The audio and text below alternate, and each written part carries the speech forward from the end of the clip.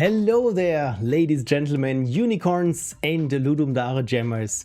A wonderful welcome from your old pal Pixel from the internet. Hi, that's me.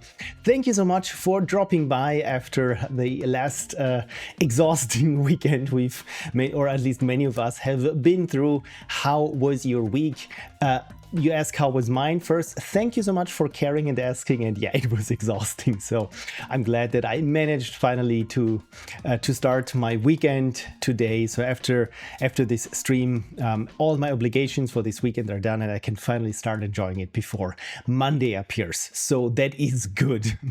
Apart from that, yeah, I want to say congratulations to everyone who participated, whether you finished or not. Even participating, we all know, is already a feat by itself. So congratulations, pat yourself on the back. This is something that I do frequently. Probably I do it too often because I already have tense shoulders there just from patting myself on the back, which probably is something that I should bring up with my therapist, but ain't got money for that. So let's see, and first of all, congratulations Frank on winning the quiz. You remembered 81% of the questions correctly. Commanderstitch a very close second with what was it, 56%, and Jiří Hizek also on the podium as third with also 56% correct, but not as many. Yes, as many. So we do have Commanderstitch and Jiří are both second place. Congratulations. We have no third. That's new. And oh, Lady Mistleaf, congratulations on your 25 stream streak. I always joke that I don't think that I am on my own streams in that streak worthy amount. So congratulations. Thank you so much for dropping by. And let me see who else have I missed here in the chat. Scroll. Oh, of course, Commanderstitch. I didn't say hi. Hi, Commanderstitch. Based on these question films seems to be obsessed with colors, says Frank, and I might be. Already spoilers. Then let's see. And Commanderstitch just said nice as a highlighted message, and when there's a message highlighted, then I will have a sip of water, because right now at least I'm thinking about having water before starting my usual monologue. Lady Mischief says, is it just me or is the screen change sound missing? Yes, this is new. The reason for this being is since I've been editing my streams and put them up on YouTube, and I'm recording all the different sound sources on different channels. So in case that I mess something up with the volume of, let's say, the microphone, or the background audio is too loud, or there's, I don't know, a copyrighted song in there or something, so that I can change things after the fact. So the reason is for these screen transitions is no matter what you do, they are always on all tracks. So which means essentially I have a normal audio in my editing software, but as soon as I do a transition, I have it like 700% audio levels on the transitions. Also, of course, it bleeds into all the other channels. So I thought, you know what, the easiest solution is to just have no transition effects anymore, at least until it's supported in OBS to have this transition just be on one sound channel, which has not happened in, I think it's now 5 years since the forum thread of people suggesting it. So yeah, I'm knocking on wood, but I'm not very hopeful. But I thank you for noticing. It's these details that people notice when they are here for 25 streams in a row. Thank you so much. Kersey Boo is also here. Hey Kersey, thank you so much for dropping by. And Commanderstitch says, welcome to your own stream. Thank you. I think I like it. Then Lady Mistleaf has the watch streak again. Congratulations. And is that from Naruto, the streak? Frank failed 2 of the color questions. Oh, yeah, I'm sorry for putting in color questions. It's with any quiz, you see the penchant of the quiz master or the master of ceremonies selecting the questions, what their priorities are. By the way, Frank, thank you so much for the download. I got everything I need. You can delete the file. For those who don't know, I was with this Ludum Dare in a team with Frank and Balimar and Busy Bee, and Frank here so kindly recorded also some footage. So it's nice that you in the postmortem you won't just have footage of me that I filmed, but also see a little bit of how the other team members were. And Frank so kindly also recorded our call and meetings, which is good because I had lots of recording troubles this time, and most of them were user errors. So I didn't have of some of the meetings that we had, I didn't have any recordings because I messed something up. So it's good. Thank you, Frank. Really, you're helping me out there a lot. Venereal disease is also here, evening venereal disease, and Kelsius says therapy is not so bad investment if you think like that. Of course, yeah, I was just joking, but if you need it, I can also say yeah, if you need help, and if you live in a system where you have to pay for it, it's always good to invest in yourself in the long run. So how I invest in my mental health being is lots of micro holidays in the cafe. This is really something that I enjoy and puts me at ease. So you see, I'm doing pretty well today. So probably because of like 3 coffees that I had. I can recommend it. Yeah, go drugs. Don't take me out of context. It's half nostalgia, says Lady Misleaf, half environmental thing. My original online name was Misty from Pokemon, and Mistleaf is the environmental symbiosis between land life and water life. That's a lot that you put in there. I've never really thought that much about your username, but that makes sense. Oh god, now I come to think, what does Pixel Prophecy mean? Well, not that much. And Misleaf was taken, so I added lady in front without actually being a lady. Well, I can be quite crude. Well, also a lady can be crude if she as much chooses to. So it's a choice. It's not a I would say a state. Frank says you can always re-add the transition effects in the VOD. Exactly, that I could do, but then the VOD would provide a different experience than from the live stream, and now we're getting all in a philosophical quagmire. Who deserves the better stream? The people who are present and here, thank you so much everyone, or the people haphazardly finding the stream on YouTube. So I think if you're here, thank you so much for making time for this in your busy schedule, especially considering, hey, I'm just a small fry here. I'm, like I said, I'm Pixel from the internet. Thank you so much for dropping by. So I really do appreciate it. And you deserve the best. Unless, of course, I have audio troubles, then I will fix it in the VOD. But yeah, that's my stance on things. Quite crude Mistleaf. Chef's kiss. Oh, that's fun. Frank says, I didn't record as much as I wanted, really. You'll have to make do with my calls of Balima for some of my reactions to progress things. Everything and anything is better than having nothing. So again, really thank you for recording all this, especially the things that I didn't get to record. And the most fun, says Frank, will be with the meeting where you have the audio and I have the video. Yeah, I'm very much looking forward to this audio video syncing thing. But yeah, I have recorded for those who are interested in my recording troubles. So we were meeting in Discord, and I also use OBS to record things. And Discord, when OBS is open, says, hey, do you want streamer mode enabled? Because then I won't show up on the recordings, and you can probably guess where this is going. With all this setting up of things and screen sharing and screen recording setup, yeah, at some point I forgot to disable streamer mode. So I recorded my desktop without the Discord for 2 hours. So at least I have the audio, I think. So Frank has the picture, I have the audio. Let's just try and sync it up somehow. It will work. It will work. Don't worry. That's for future Phil to worry. Lady Mischief says, Pixel Prophecy is indicative of someone who takes you on an adventure online, hence the pixels, via either games or video. That's so good. I'm going to steal this. Thank you so much for coming up with this on the spot, actually.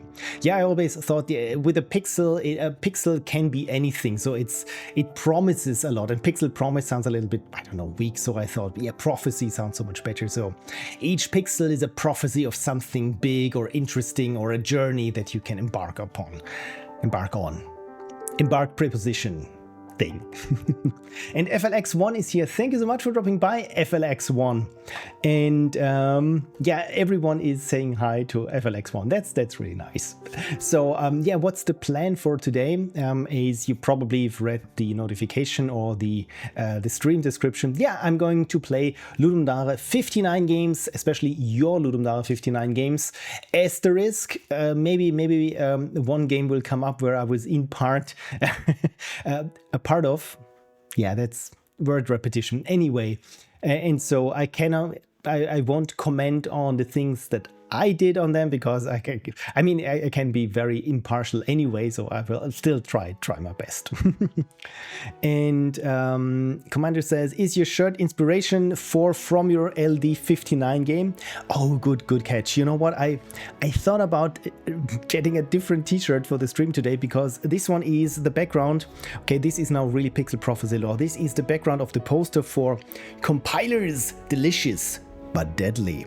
So this is an edit of an image that I found on Unsplash and just did some recoloring there. So I like the artwork, so this is why I had it printed on a t-shirt. But thank you so much for noticing. And yeah, I wanted to stood in front of the wardrobe and thought, should I put on a different t-shirt? Nah, no one looks at my t-shirts anyway, so I don't care. So yeah. Whenever I think something is not going to be noticed, and people notice. And Frank says, it will be excellent on that one. I have my audio, but I had a split microphone and desktop to different tracks, but I hadn't increased the number of tracks saved to the file yet. Ah, wonderful. It's technical difficulties. The movie, the game. Very much looking forward to editing this. Yes, for editing and the video recording and so on. So I have about 300 gigabytes of footage recorded. Now it's plus 20 with what you supplied, Frank. So it's about halfway a terabyte or something. But I already compressed the thousands of PNGs of my desktop. So every 5 seconds I took a PNG screenshot of my entire desktop and did this for like the 3 days.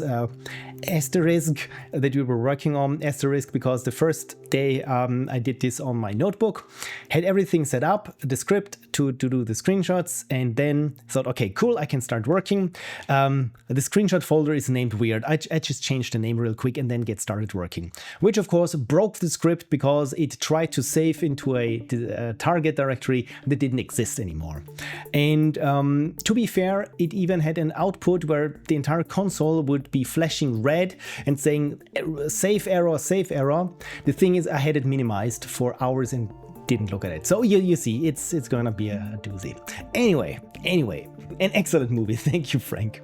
Lady Misleaf says, are we going to see Frank and Balima, or will Named Moose be the stand-in? Yeah, it depends on what the RNG 3000 is going to choose, which means I can transition time, switch over to my beautiful empty desktop and then start the RNG 3000, and fingers crossed that it works. It still works, and apparently 7 people have submitted their game. Thank you so much. So I hope some of you are present whose games might be chosen or not.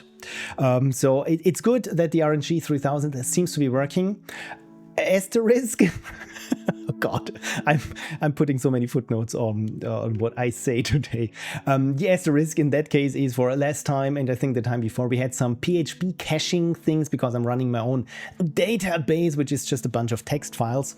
So which the RNG is reading from and interacting with the chat and stream via WebSocket. And yeah, it's a tangle, it's a mess. It's all organically coded by yours truly, which means I think I know what every line is doing, but it's been a while.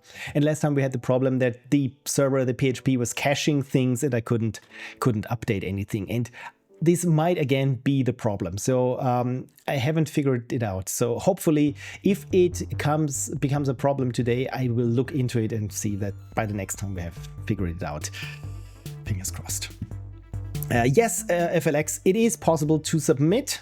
And oh yeah, thank you for Kersey, thank you for using the shortcuts, and the thing is working, the link is hopefully working. So FLX, please let me know when you've submitted, because in that case, I will try to see if your entry here shows up, because then we can troubleshoot. Yeah, what was it? Real programmers test in production. So this is what we're doing here. Despite the RNG 3000 being around for, what is it, 3 years, 4 years now? So we will see how well it handles this. Surely it'll show up without problems. Oh, Frank, I love your positive attitude. Or are you just being snarky? All good, FLX, all good, all good. Okay, Sec, it's fine. You know what? I grant you 2 seconds, perhaps even 3 seconds. Oh yeah, one thing that I've noticed is there background music playing? Because in the bottom of the stream it says now playing, which is probably something that I should disable when we start to play actual Ludum Dare games that have, you know, music and audio, that my music is not trampling all over theirs. So if I should I forget, please remind me to switch off the stream background music, because I don't hear it. Okay, no music for you. There is no music playing in the background, which is good, bad, or something. What does this mean? Okay, monitoring. I can make it a little bit louder. Is it now visible or annoying? I make it a bit quieter again, because it should be just something in the background. So hopefully it's not something that's too loud. Okay, Frank says now there's music. So I bring it up slightly. Let's go with minus 16 decibels. As you probably have noticed, is as soon as I start talking, it gets ducked down.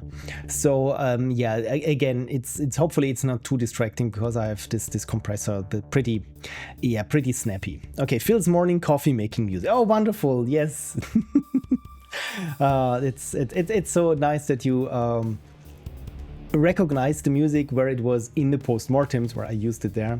Oh yes, by the way, for the background music, I started doing playlists of my music, because Frank, I think last time or the time before, you said there's a track with lyrics there that's probably not too suited for being a background music for a stream where someone is just constantly yapping. So I tried to make playlists that are separated by, let's say, mood or vibe. So I have a creative playlist and I have a coding playlist. And what I took out from my music was all the moody horror thingy that apparently I have a couple of those. They are pretty intense and horror-y for some reason. Horrific, I think is the word. And yeah, of course, this doesn't fit a cozy drawing stream where I'm just merrily, I don't know, coloring in little heart shapes, and the music says Cthulhu is around the corner. Run, run, run. So hopefully this should make sense. Frank replied, I think the LD video package I sent to Phil includes 4 coffee making sequences. Yes, it does. I think it was 4. So we can't have too much coffee. I just looked into them just real briefly and really hankered for some coffee. So definitely it's working. I think someone said I should be paid from the coffee bean lobby for essentially making just advertisements for drinking coffee. And I said, yeah, the problem is that as soon as I'm editing this, or if I'm just reviewing my previews, if I don't have a coffee right now, right then I will try to get myself one. So it probably just works on myself. So at least, I mean, hey, that's one more customer. So, well. Lady Misleaf says, I made no recordings whatsoever for Phil because the house was a mess and now I feel bad. Oh, don't feel messy, I want to say. Please don't feel bad. Because we have recordings of us talking. I think I have recordings of winter, which is also nice. So we should be fine. And if something is missing that I really need for the postmortem, where I cannot figure out a way to illustrate it differently by some sort of gameplay footage that I machinima style invent, I will let you know. But all good, please. Carefully chosen angles. That is the entirety of my postmortems, is carefully chosen angles. You have no idea what a mess everything is in the angles or the corners where the camera is not pointing to. Well, it's not that bad usually, but in some of the Alpha Wolf videos, this was before I had cleaned up the studio, which meant I set up the camera and looked through it and cleared the frame. It was really just like this camera frustum projected into the room where you could really see, okay, this is where the floor is clean and nothing is messy. And right at the sides of it, it was piling up. I think in the shadows you can see some boxes upon boxes are casting bird shadows. Commanderstitch says, Alpha Wolf, ow! Oh dear, you still remember that idiot. Thank you so much. Oh. I'm thinking about introducing a new character for 1 bit in a post-mortem, which again is also another different breed of idiot. So I think all my characters, I always joke, it's a little bit like with Arrested Development. They're all idiots, but in their own peculiar and hopefully entertaining ways. The only idiot, or the only one who isn't an idiot, is real life me, and I just really hope that I don't come off as just another kind of idiot. Well, we will see. I mean, you already know my talk about technical difficulties, so well, maybe a little bit of an idiot. So let's check in with where are we here in the chat? Apparently, look at this. Something broke in the chat because I can't scroll it anymore. Beautiful. Must be me. Okay. Apparently it's working now. So FLX1, how are we doing with submitting? I'm no pressure, but a little bit pressure. Kirsty says, looking forward to a new fill. Yeah, we will see about this when a new fill is hitting store shelves. No, it's hitting store shelves. What a peculiar 20th century way of saying things. When the new fill will invade your timelines. I think that's what the cool kids say nowadays. Okay, currently submitting. It's longer than expected. All good, all good. I just want to make sure that you didn't drop out and looked at the submission form and said, oh God, this looks, yeah, I'm gone. And here I am waiting like 30 minutes for you to submit your game when you're all long gone, but all good, all good.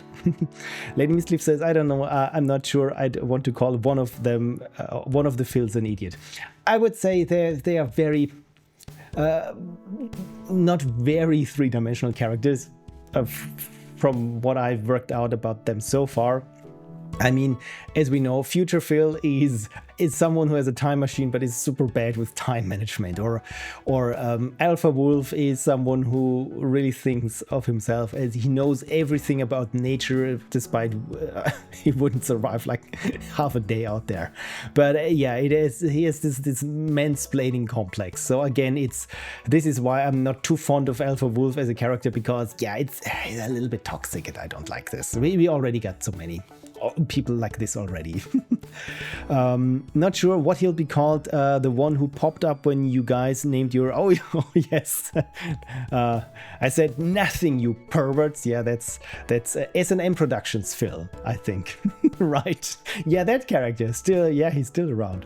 Okay, submission recorded. Okay, good. So fingers crossed. Let's see what we can, if this works. If I hit refresh, we still get 7 entries, but I think we had this before. So if I close the RNG 3000 and summon it again, we're still at 7 entries red. Oh dear. Oh dear, oh dear, oh dear. We still have the same problem. Leatherfill. that would be a short version of it. So let me try this again. Let's say refresh. That's not good. That's not good. Okay, if it doesn't work, just restart everything. Okay. Crap. Okay, so it's the PHP caching problem. So the first time I open up the RNG 3000, it tries to fetch the database from the submission form, which is also coded by yours truly. Hello.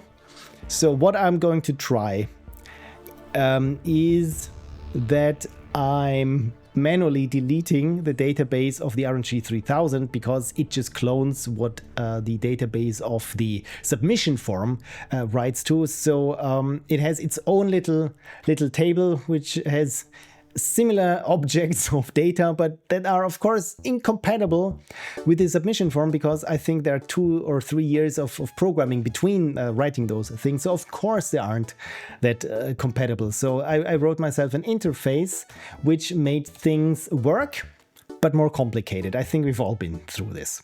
So let me quickly find this and go through what I can find. Resources, script. So where is the RNG data? So the important thing is that I do not delete the wrong things.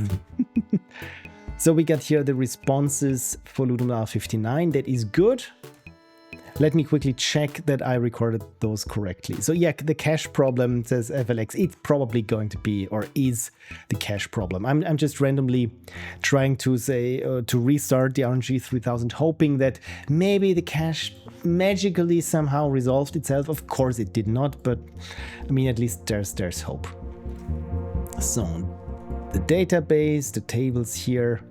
So from the form, so if I delete those two and hit F5 and inspect, they should not be here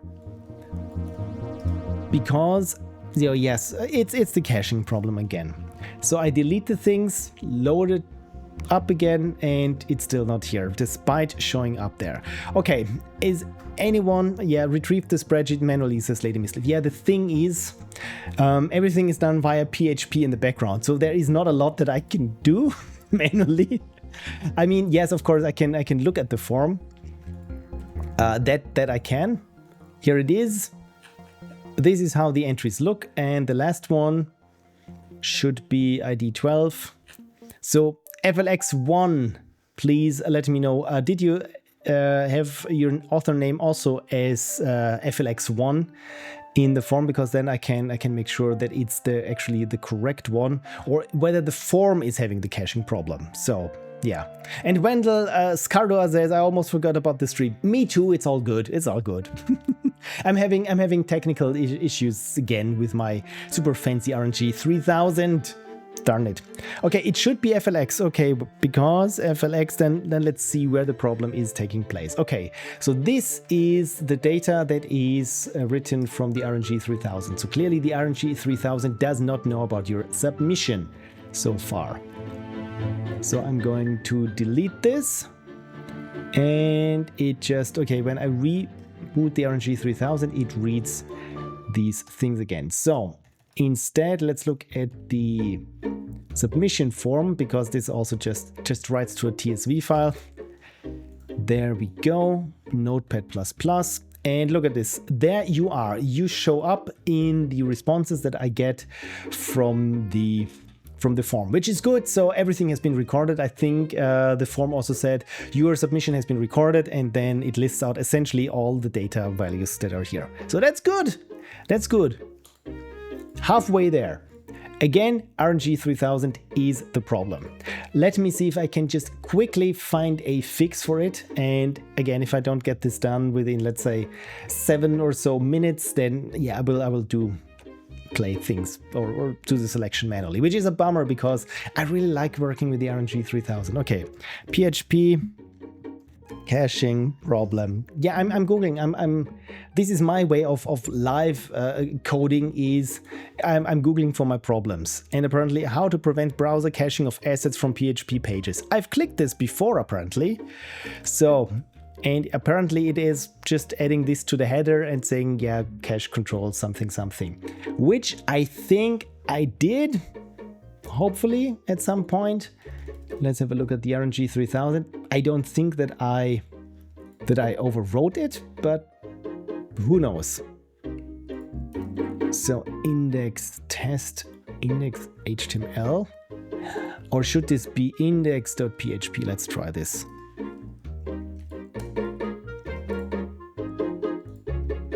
So the RNG 3000 is still loading. So let's have a look at its source. And yeah, let's stick this header information into the RNG 3000. Again, I'm not sure if that is the problem, because again, it has some database connections. Again, it's not really a database. It's something that I call a database that should behave like a database. But let's see if this works. No, it does not. Let's hard refresh it. Maybe that works. Yes, hard refreshing worked. Okay. Maybe I just fixed it. Anyway, it should show up now. Cool. This is programming, ladies and gentlemen, unicorns, how it's done. Look at this, inspect, and there we have FLX, beautiful. Okay, so your game is in the raffle, in the shuffle right now. So with that, I say, let's combine the filter of patrons and non-patrons. And I just realized, I think it's now for over a year that we said, it would be cool to have a switch there where I can just select people who are currently present in chat, that their games are more likely to get chosen, or that the certainty, or their games are certain to be chosen, and if no one is currently present of any of the games, only then a random game is chosen. Thank you, phone, thank you. So hopefully that will at some point will be implemented by, I don't know, probably me or Future Phil. Future Phil and his timing problems. So again, the thing is, which means right now I'm just rolling it, and if some game comes up that is of a person who is not present, I will just re-roll. And that's how I've been doing it for a year now, and always saying probably should do things differently.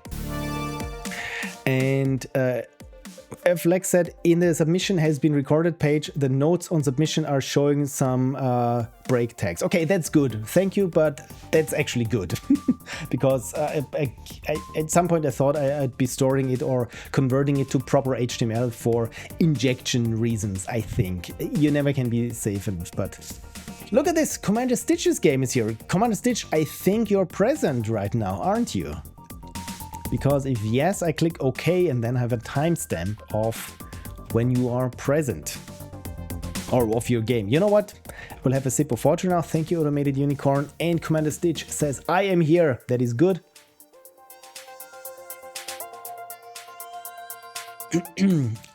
Apologies for the mouth noises. There we go. Yes. And the Automated Unicorn should have, yes, inserted into the stream chat. Beautiful. Okay, so this works. Beautiful. So we have Commanderstitch. The game is called There Were Signs. And thanks for all the loving work representing the ironclad cheerful soul within. Let me see if there still is an ironclad cheerful soul after all the technical difficulties. But you know what? Look at this. It's working, so I'm cheerful again. And Crispy Bacons is here. I am here, Digital Bacon. Hello, Digital Bacon. Is Digital Bacon as tasty as offline bacon? I've never met bacon I didn't like, so welcome. And if you want to submit your game and haven't, just put it into pixelprophecy/submit.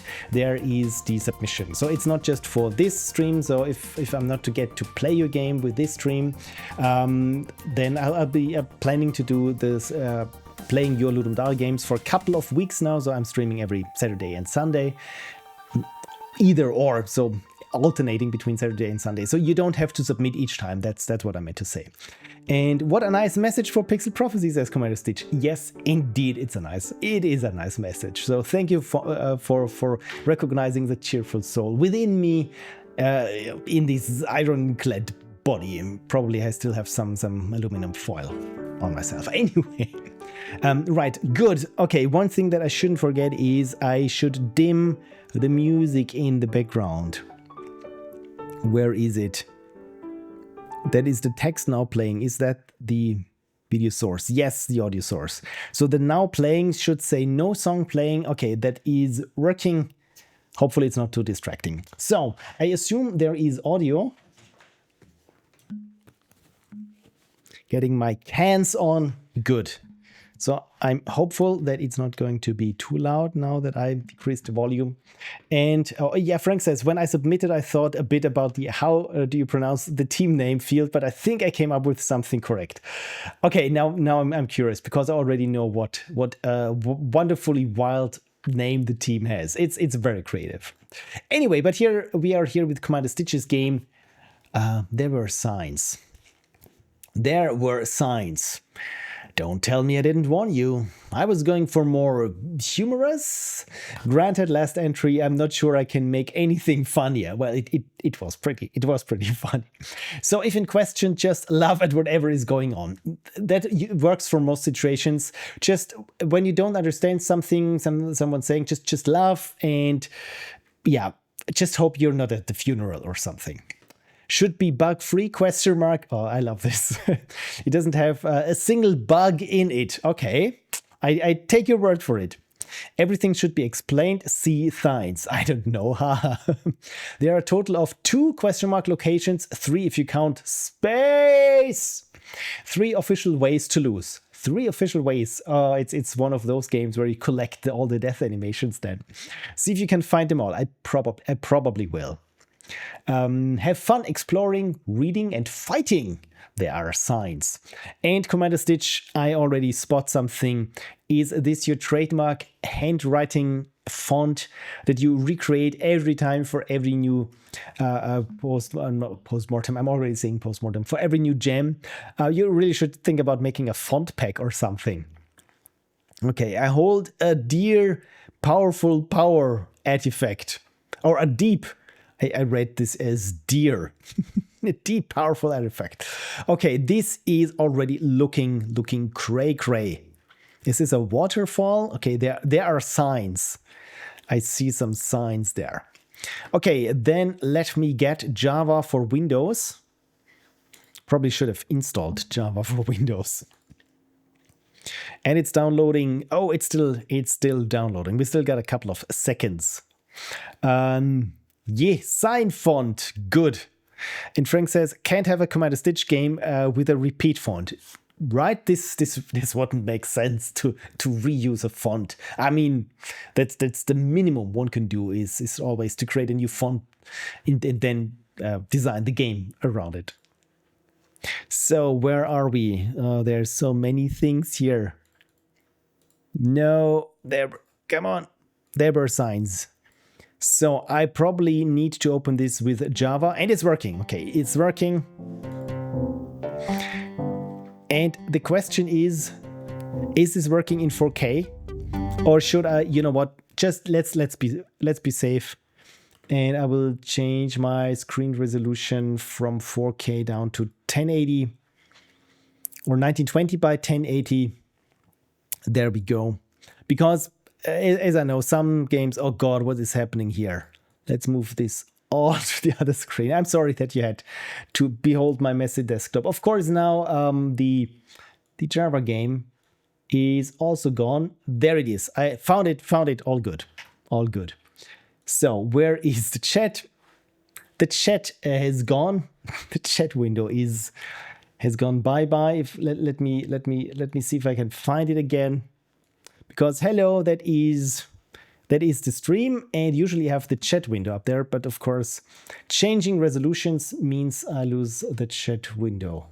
Okay, so tell you what I'm going to do. I will change the resolution back and then free the chat window so that I still have it, and then change it again down to full HD. So there we go. There we have the chat window.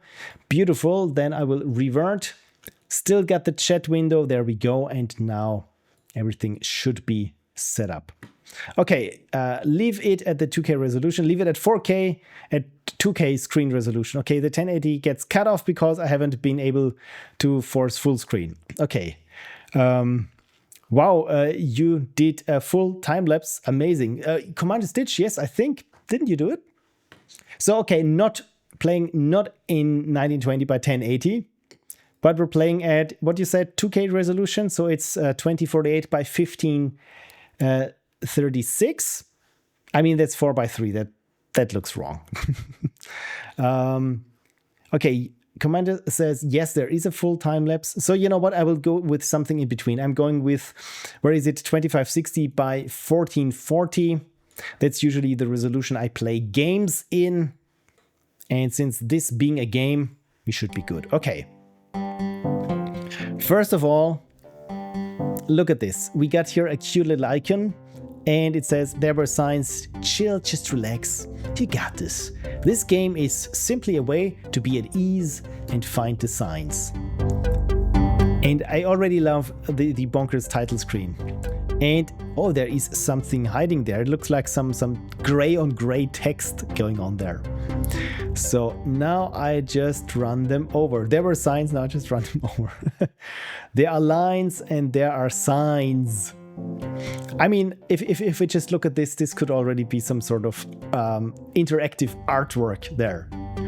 Looks a little bit, slightly more frantic than the average MySpace page back in the day.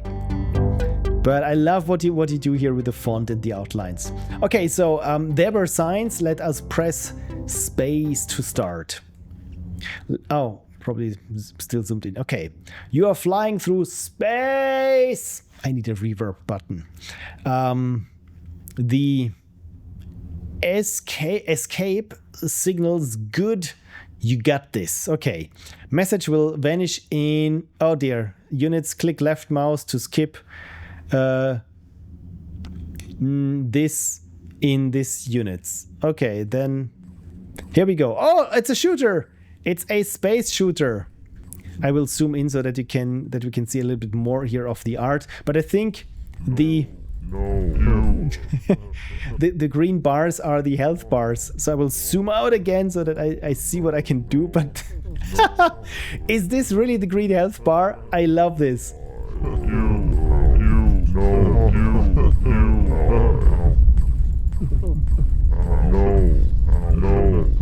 Okay, he's big and green.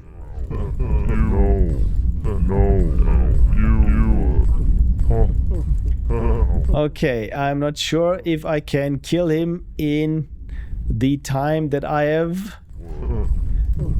By the way, here on the top it says how much time. Yeah, and of course when I'm zoomed in, I can't make sure that I'm safe from being hit.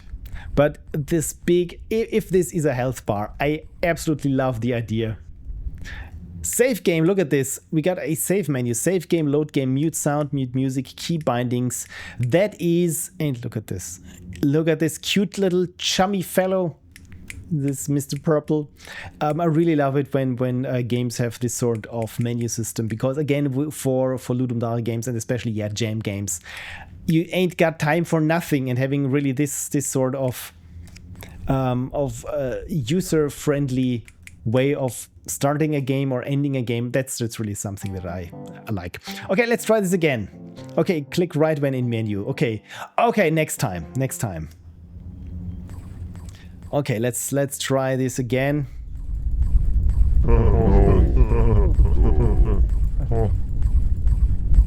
Can I hold down my mouse cursor to shoot? I don't think I can.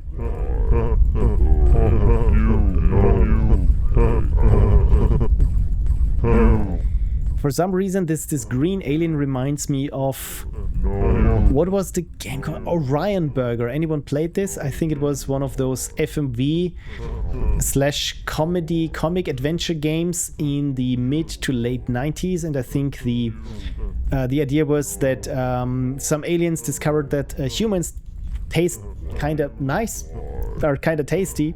So, and of course, they have this Orion Burger, and somehow you need to escape or convince them that they shouldn't be eating all humans. So, is what I'm doing correct? By the way, I love it that when I hit control, that I have a little bit of a boost. But I'm not sure if I'm doing things here correctly, because it doesn't look like the health bar is in any way diminishing.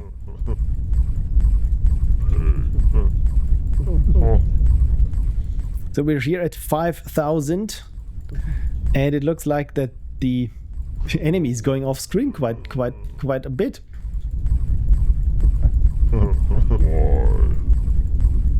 Okay, the console log is also entertaining. Yeah, this is really something that I've missed, I think, last time, that because I wasn't running it from the command line. So that is another staple of Commanderstitch's game, is the console log is an entire, I would say, compared a little bit to the Comedy Adventures or Monkey Island, where when you have a dialogue and all the dialogue responses, every response itself is a joke. And So, and Commanderstitch uses the console of the game as a comedic medium, which is really something that I haven't seen before. So you're doing the space right. Death is normal for space. Okay, good. So in that case, when I die, it's not too bad. So death is normal for space. I will make the most of it. I mean, again, I like that the health bar is just too long for a human life.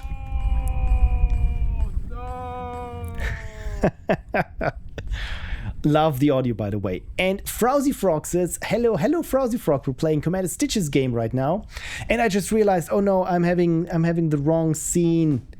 No, that was the wrong button.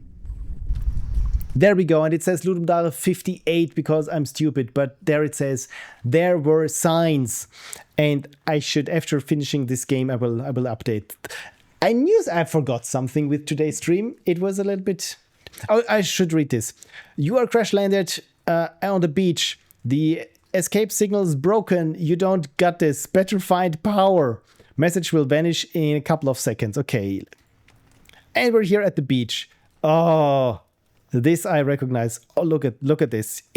I love this pompadour. Is this a pompadour or is this a hat? Okay, apparently there are signs.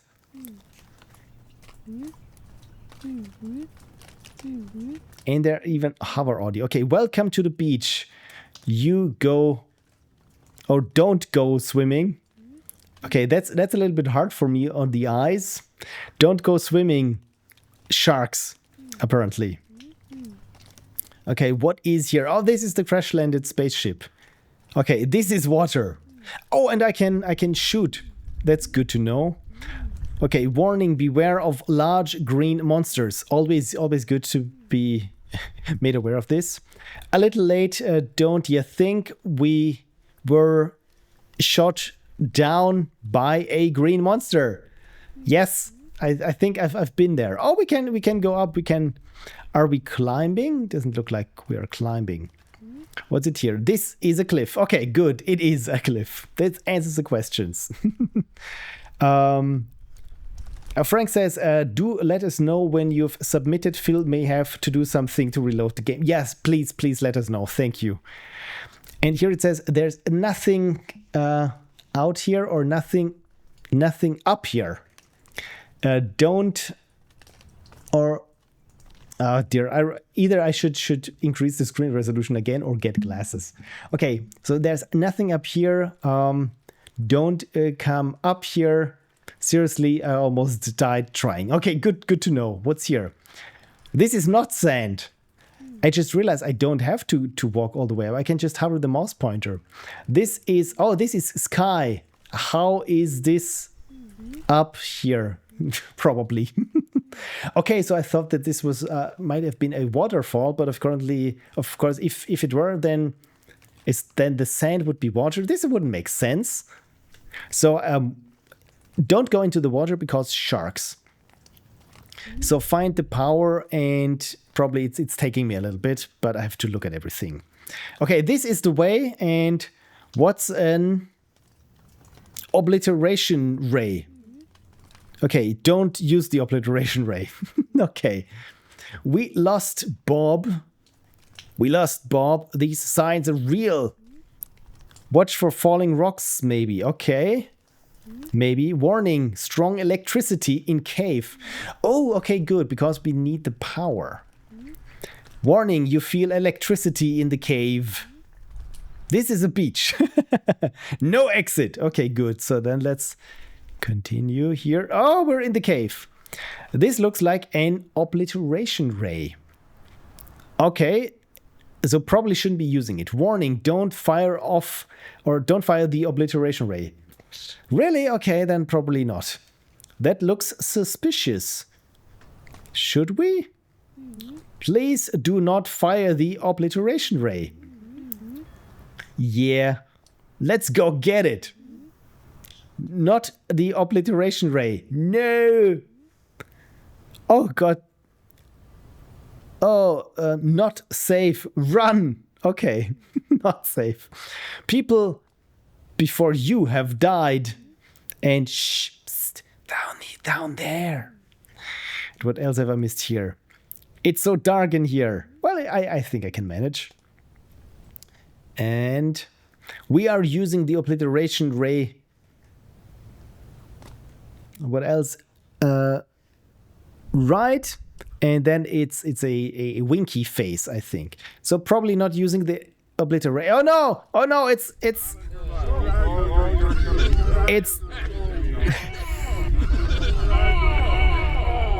Okay, probably I should do something about this monster. Oh no! I think I'm using the obliteration ray. What is going on? Oh damn it! I think, did I just escape? I think I just escaped from the cave. So what happened? Is this good or is this bad? I mean, this doesn't look like it's good. So can I shoot it? I mean, the good thing is that it's moving, but apparently it's eating up my projectile. So let's just, yeah. Psst. He's gone. Drowned immediately. Oh, what's here? No swimming. Okay, not trying. Oh, and there it is again. What does it say here? This sign. Oh no. What? I know you read the signs. You just killed the entire world. Yeah, probably I shouldn't have used the obliteration ray then. I like it that the game says, I know you read the signs. Okay, press enter, and here it says you what didn't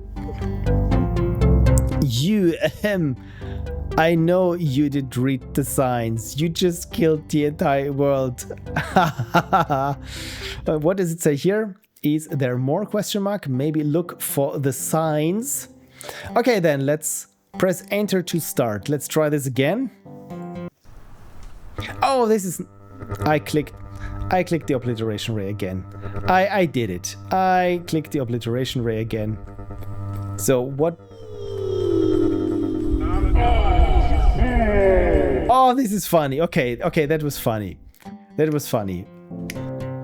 What? You didn't read the signs? The shark got you again. Oh dear.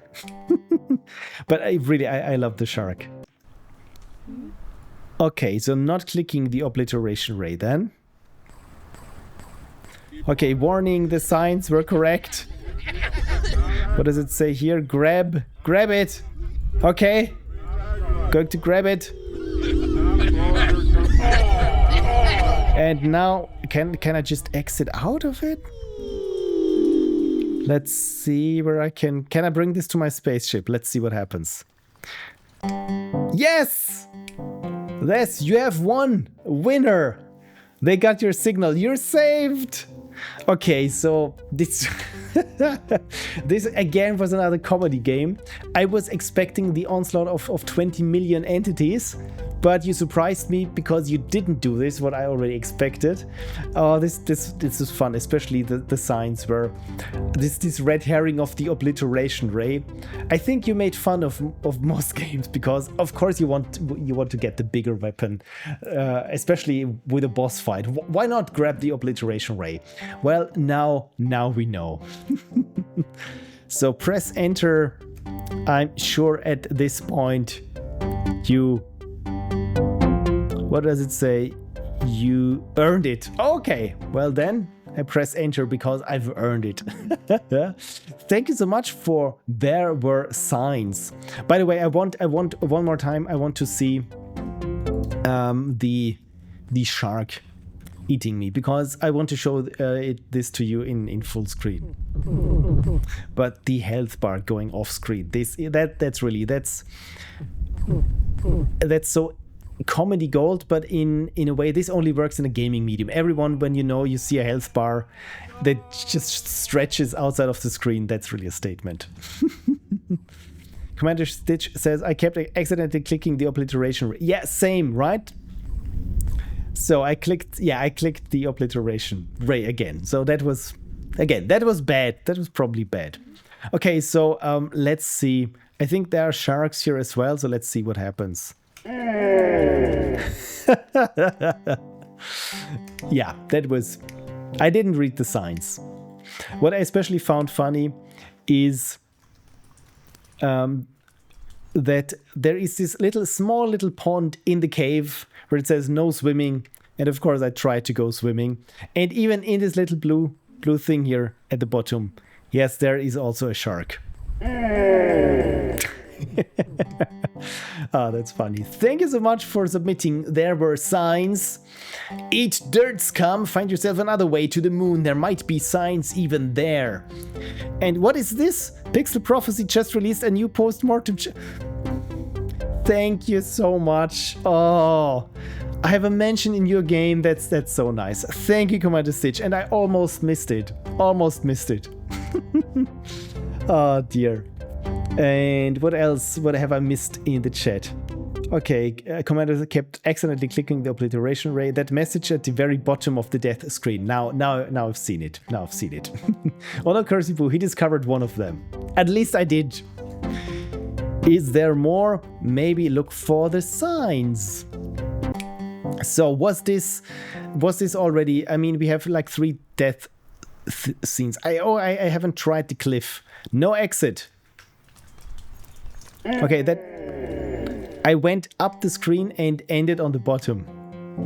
Okay, not the one on the windscreen. Okay, yeah, this definitely was the death screen.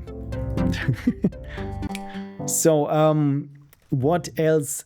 What other way to die is there? I mean, I've been eaten by the shark twice. Okay, hold shift to sprint. Oh, I want to see this. What is happening here? Are we just... When I hold shift, I do the opposite of sprinting. But oh, with control I can sprint. Okay, so I'm ducking. I'm ducking. Okay. That is quick. And also I can shoot. I like it when I can shoot. Okay, so I think I died from the obliteration ray, from the alien, and from being eaten. Did I see all the signs? Oh, that's fun. That's fun. That is in good old asteroids tradition, where I just can wrap around the screen. And the enemy doesn't do this. This I like. So do I need to defeat the enemy or just find my way out? Okay, that's all the ways to die. That's always fun. I think the first game where I thought I want to collect all the death animations because I really want to see them was Fade to Black, if anyone has played this. Apparently it's not a very good game. It's a DOS game. It's an early 3D game, and it had pre-rendered death animations. And even with a demo, I just thought they were so cool. Also, I felt that the game was hard. So what does it here? You survived somehow, good job. And psst, whispers, Pixel Prophecy. Thank you. Again, thank you so much for the shout outs. And I'm glad that I didn't miss all of them, apparently. But yeah, I think as much as I like the font, because I really do like this one. It has this playful 1960s flair to it. The only problem that I'm having is at this screen size, I probably should need glasses because I'm having a hard time reading. Seriously, go see Pixel Prophecy for more fun. Thank you so much. Like, okay, I think those are 3 shoutouts. So hopefully, yeah, I provide some fun here. And oh yes, I had to do something there. Right clicking 1, 2, 3, 4, 5, 6, or was it shift? Right click on the menu, or is this not? Should I do this here? Guys.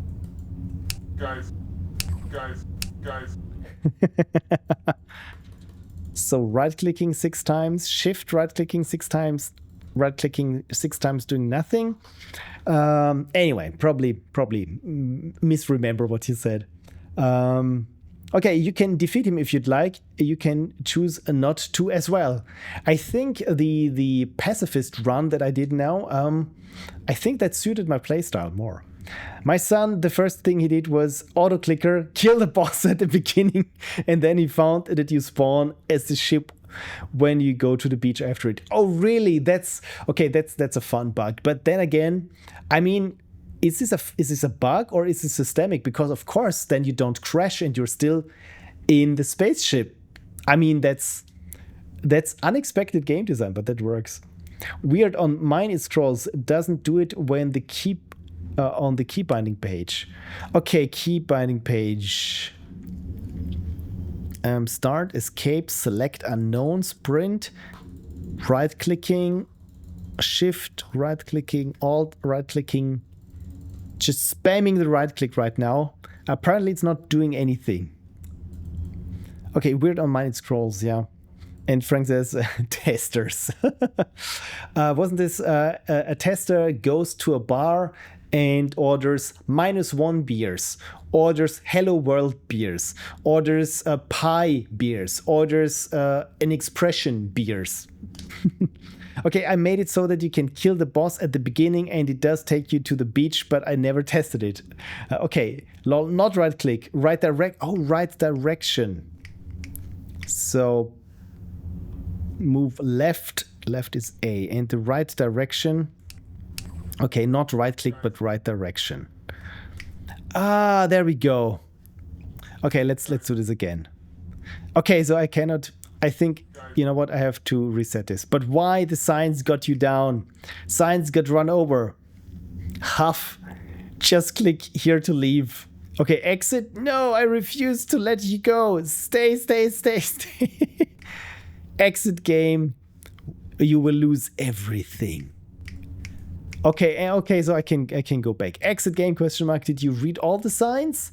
This is the signal, there we go, for exiting the game. But why? The signs got you down? Signs got run over. I have just click here to leave. I refuse to let you go. Okay, this is, I love how meta you make the games. Like I said, with the, let's have a quick look at the command line. So how do I do this? CMD, desktop, and what's it called? There were signs. Was it jar? No, Java. Could not load main class. There were signs. Dear, how do I run this? Java O for open? Probably not. See, this I hardly do anything with Java. So, oh dear. Okay, Java jar. That's the thing. Thank you. There we go. Thank you, Frank. Because now I think we have here the console, which is part, like I said, part of the joke. So, controllers are always beating us to birth. It is just a fact of life. Brew that one and stew it.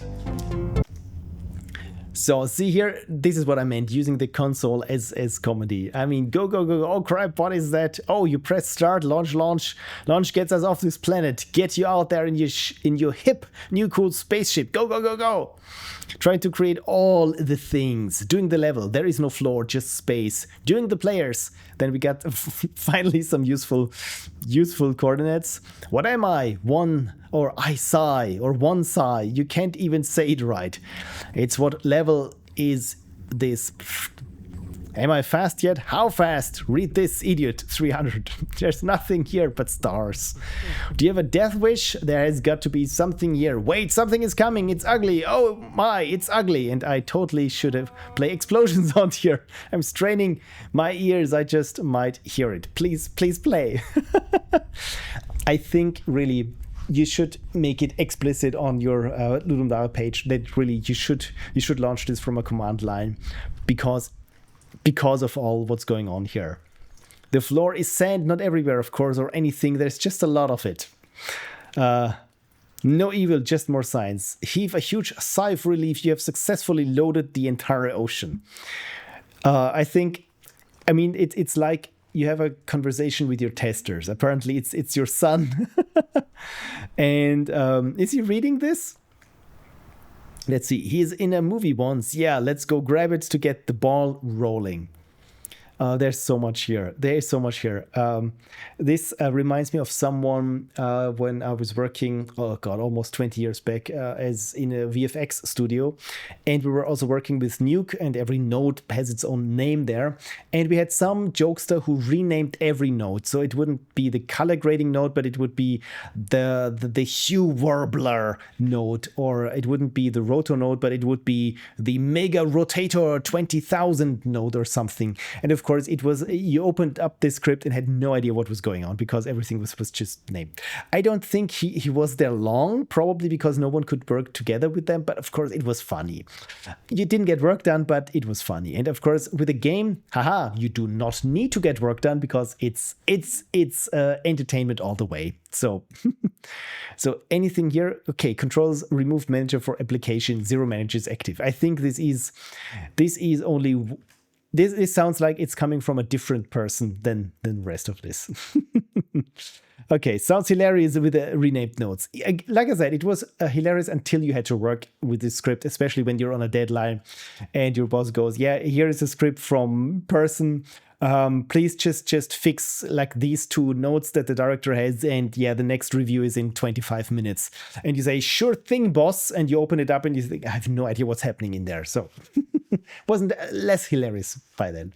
But yeah, thank you so much. This was, there were signs. And as promised, let me quickly step in and update the Ludum Dare.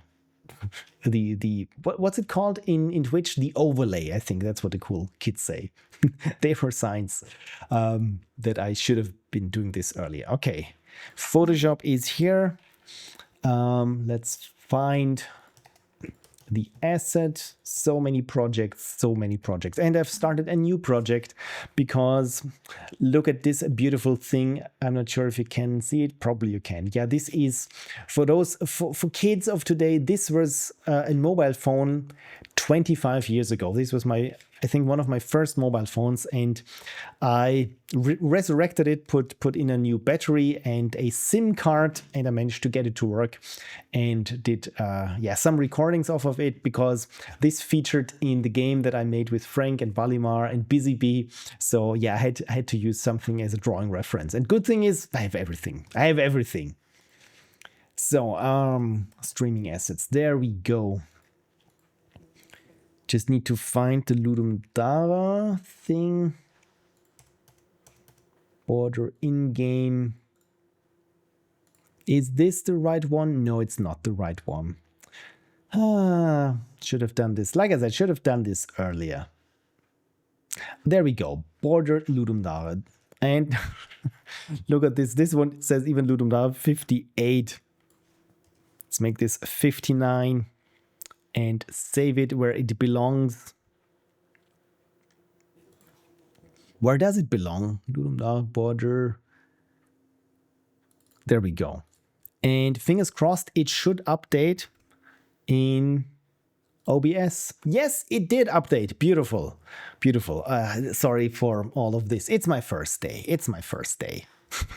That's my usual excuse. And Wendell Scardua says, off topic, just so you know, your Blue Sky link here is out. Oh dear, thank you for reminding. You know what, let me screenshot this because, again, thank you. I was confused because it wasn't loading. I thought Blue Sky was broken. No, it's me. Thank you for reminding me. Another thing that goes onto the list. Right, so where were we? Let's keep this open. And here we are back with the RNG 3000, and let's hard reload it, and hopefully it should fetch. Look at this, 10 entries. I think we fixed it now. What has happened? Okay, it's good now. Okay, don't forget to hydrate. Thank you, Kersey. Indeed, I completely overlooked it, and you spent 100 channel points on it, so I really shouldn't overlook this. Thank you for reminding me to live. And FrowsyFrog, what emote is this? That's super cute. It's Pop Nemo. Okay, Frank says, fixed it that easily, something must be wrong. I don't trust it. I mean, the best way of debugging is, or the stages is, why is this not working? Then you look into the code and really dig in. And and then you figure out with a completely unrelated thing while you're at this one bug is, how did this ever work? I had something similar just recently today. So yeah, it's one of those days. Cool. So let's inspect. And yes, we have Signimal. And yeah, apparently I don't know why there is a star next to it. Oh, it's your first gem. I think this is why there's a star. Must be some reason for it. So then we had a patrons game. Now let's pick one of the non-patrons games and hope whoever's game gets picked, they are present. Unless then I will just have to roll again. And FLX, are you still here with Téloche or Téloche? Oh dear, I have no idea how to pronounce this. So please, FLX, if you're still present, please make it. Yeah, okay. They're here. So let's say Téloche, if it's correctly, again, I'm sorry. I will just call it Tel, if that works. Okay, I had it right. And look at this. Here is this beautiful break tag still in there, which means another screenshot for future Phil to fix this. So it's a Téloche game by FLX or Felix. Oh, there we go. Now I get it. Kelsius, Draki, Eolise, and Malt. First time we managed to finish the project in time. It's our 4th gem. Oh, congratulations on finishing. Any kind of feedback is welcome. And I already, people know me, I got lots of opinions. There we go. Oh, and there's a YouTube link. Should I click it, or does this give away too much of the game? So in that case, La Téloche, the old-fashioned French way of calling our good old cathode ray tube television. Okay, that's cute. Oh no, the TV signal is scrambled. Tap on it, wiggle the antenna. Oh, I love this premise. To get a proper signal so you can watch your favorite programs. Apart from the antenna, this TV seems to react differently depending on whether you hit it from 3 different sides. Let's teach it some manners. The embedded player seems broken on LD Jam. Please try it from itch.io or the alternative host. Links below. Thanks for playing. Share your score in the comments. Okay, I'm very much looking forward to not beating any high scores. And Malt illustration is also here. Hello Malt, are you Malt? Are you this Malt? Magalix, is this you? Percussive debug. I think I've heard this before, but yeah, percussive debug. That's a good way of just hitting things. And it worked. Okay, yes, it's you. All the team is watching. Oh, thank you everyone for dropping by then. So I hope I don't embarrass myself playing or failing to play your game. Okay, post gem edit, we just added a desktop Windows build because one of the audio effects, as a sound distortion, was not compatible with the web export. It's not game breaking, but to get the full experience, you might want to try this version. This, I think with the web export, there's so many things where sometimes something's always broken, like shaders or so. So this usually, if I can, I try to get, oh, look at it. It's Pokemon. I usually try to get the Windows build. Okay, let's get Téloche desktop. And I think I should find it. Oh, 62 megabytes. That's a lot of megabytes for a jam game. I'm just kidding. Frank, how many megs has our game? The compiled version also around 60 or so. So it's opening up here and there, and let's Téloche. There we go. So it's a Unity game, and I suppose we get sound with it because you mentioned audio. Okay, Frank says, and yes, some of us have basically stopped even trying posting the web builds to the LD side. I get it. And with LD now having an end date, I kind of suspect it won't ever get fixed. And around 100 megs has our game. And Frank says, I blame our graphics person. Not really. I don't know where it is.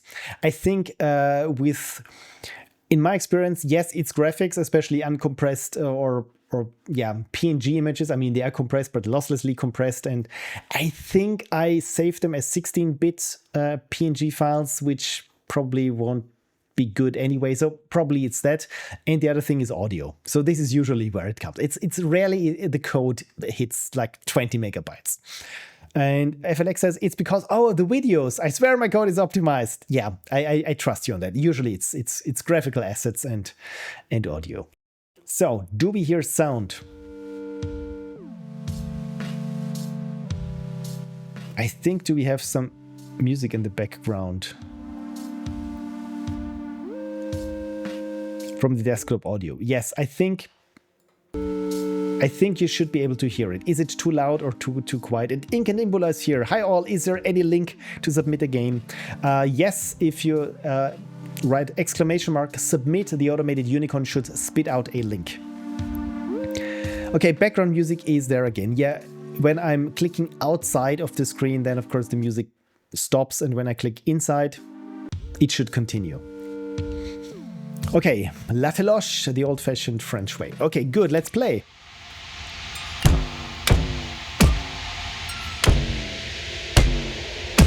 Okay, that's funny. Can I?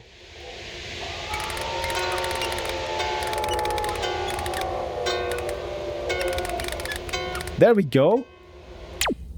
Oh, 62%. That's not too good. Oh, okay, this one. Okay, when I'm bumping it, it also changes the colors, and of course messes with the antenna that has already. Yeah, I think I'm making things worse here. So these colors look right. So let's try this here. Okay, so this is how it's supposed to look. Okay, now I get it.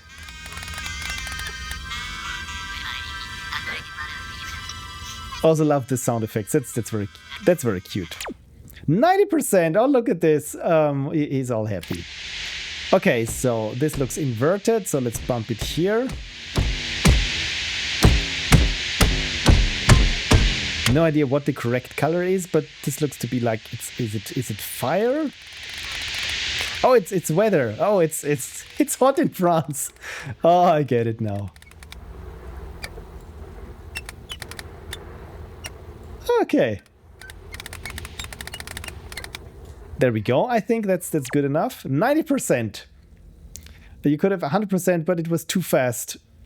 Okay, each wrong fist effect. Oh, I get it. I get it now. Okay, so I will try to set up this first. Just to see what the colors are. I think, does this look right? Let's bump it here.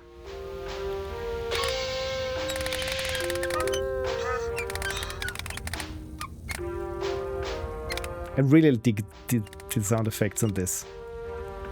Okay, MrTroy is here. Thank you so much for subscribing for 38 months.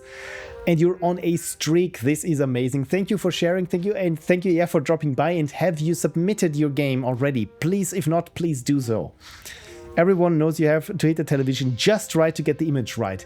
I think at a certain age, yes, you do. Because with flat screens, and especially with OLED or QLED screens, please don't hit them. 88%. Okay, so I'm not sure if we're getting better at it. Okay, so by the way, I really love it that you made TV programs. So does this look correct? No?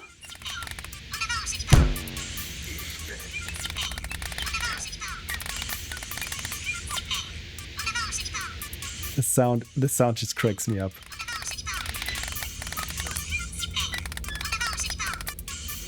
So I would say that's pretty good. 84%. Okay. So it was Fantôme, Feu Amour, Météo, Doremi or Doremi, and Piokomon. Okay, 84%. 84%. Let's try this again. Let's try this again. So this was some sort of screamy horror thing, so I think we have to invert. Oh, there we go. Colors also look pretty good. Okay, that's horrific.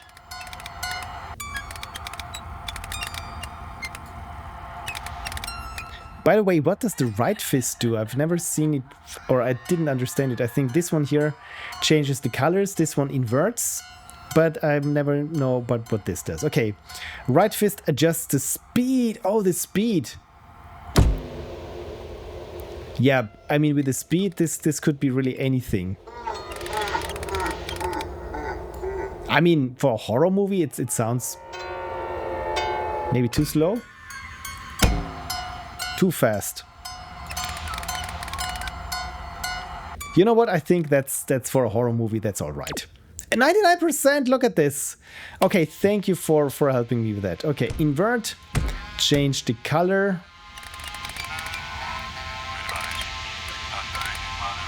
And I think the speed already feels good. It's hard to tell. Oh, look at this. 97%. Okay. Oh, that's cool. That's very cool.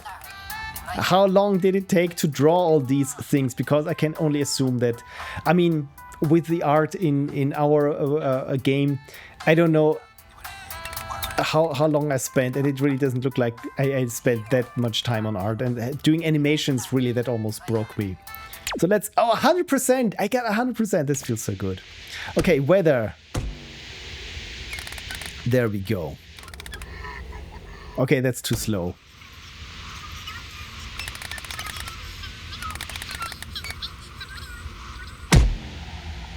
Too fast, too slow? I think that should be.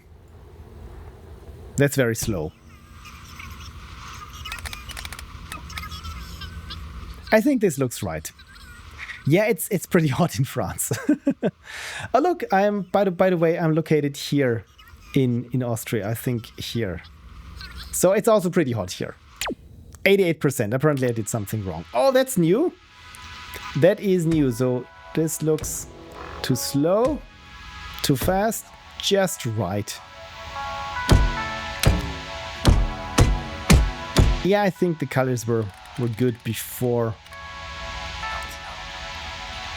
So this is some sort of tourism program then. That's cute. 96%, look at this. I think with 96% I'm happy. I'm happy.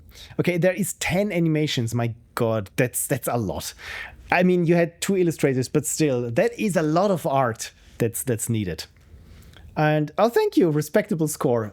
Thank you for helping me figure out what the other fist was, because coming from a time where I actually, yes, I did had to mangle the antenna on my TV, and I did have to hit it sometimes to get a better picture. But what never occurred to me was that the speed was off. But I mean, that's creative liberty for games, and of course it works.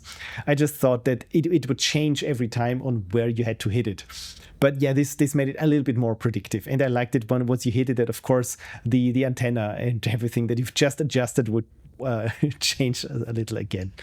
Very cool. Congratulations on. Oh dear. And now I noticed that the font is apparently not doing what it should be. And I'm talking about the font right underneath this little insert here. Apparently we have a copyright sign in there. I'm sorry for this. I tried my best to have everything UTF-8 compatible, and still. Yeah, this annoys me to no end, by the way. You know what? Let's make a screenshot of that and see if I can fix it at some point. Right, MrTroy says, this game was cool, right? I mean, I love the premise. It's super... It's super original. I don't think I've ever played a game like this before, and I like the fun aspect of it, and also that on one hand, of course, it has this nostalgic appeal for me because I did this.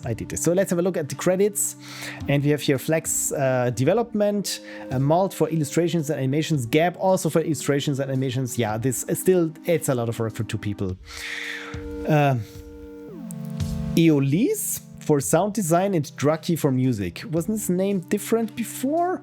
So maybe that's just a typo. Special thanks to Loopy Art. That's very nice. Always love it when there's a credits screen in there. So yeah, thank you so much for submitting. Téloche. And I just had to kill it. I'm sorry. I had to F4 out of it. So I already have here my 3 bugs that I will have to look at it. Oh yeah, it's going to be a long night for me. Thanks for playing. Yeah, thank you for submitting. And Flex said, true, but we needed a 3rd effect and it had no better ideas that was simple to implement. Right, in the end, it's fun, it works, it makes sense that every side has a different effect. And I mean, hey, in the end, who's parking up that tree apart from me? Because again, in the end, you have to make what's fun. Otherwise, people wouldn't play, I don't know, flight simulators, or at least wouldn't get started with flight simulators when they are too realistic. I mean, of course, we all know that there are flight simulators there that people play because you have to work a checklist for 30 minutes to start the engines before you can even do anything. So yeah, bad example, but you know what I mean. Frank says, is in the image just scrolling vertically. Okay, font is probably fine, but some other handling. Yeah, the font was fine, but I think, yes, somehow with all my databases interacting with each other, there one code page messes everything up. It's, yeah, sorry. Vertical hold, right, that's a good idea, Frank, because we have this wobbly thing, and vertical hold, this again would make sense. But yeah, the high pitch audio sound is funnier. Exactly, this is why I thought that the audio was, or the speed was fine, because it had these kind of sounds, which I kind of like for this kind of cartoony game. So I think as a player that was a little bit hard for me to figure out when the speed was right, because was it comedically upspeeded, upsped, or was this intentional, or what am I wrong? That was my problem. Inkan Imbola says, sometimes I want to hit the screen while watching some other streamers. Okay, it's good. Thank you for the other, in parentheses, doing a lot of lifting there. Right, okay, so without further ado, let's get back to the RNG 3000 and do this hard reload, because then we can be sure that any new entries should work. Let's inspect this. And yes, Stanislav Demchenko, I think, submitted while I was playing, and it shows up here. So that's good. That is good. So let's go with combined streamers and non-streamers as always. Let's hope that people are here present in the chat. And MrTroy, you have submitted, and I haven't seen you, but let's inspect. And MrTroy, of course, you already submitted. I'm sorry that I didn't spot you right there. I thought, apparently, yeah, it's, again, I only saw Commanderstitch and said, yeah, okay, if Commanderstitch, then it works. Otherwise, people would have told me in the Discord. So all good. But yeah, I'm really sorry that I have overlooked Red Light Synthlight. By the way, I love the name Synthlight. That's so cyberpunky. So, FrowsyFrog, are you still present? I've seen a frog here. Oh yes, good, present, and snaps finger and points. I can picture this. Cool. So, oh, again, congratulations on your first Ludum Dare, and Signimal. Okay, that's new. FrowsyFrog. I'm not sure you can pronounce it as you want. I'm going with FrowsyFrog. I mean, that makes sense. If your user handle is just emoji and 20 flavors of, I don't know, Zalgo text, then I probably have questions. But FrowsyFrog is fine.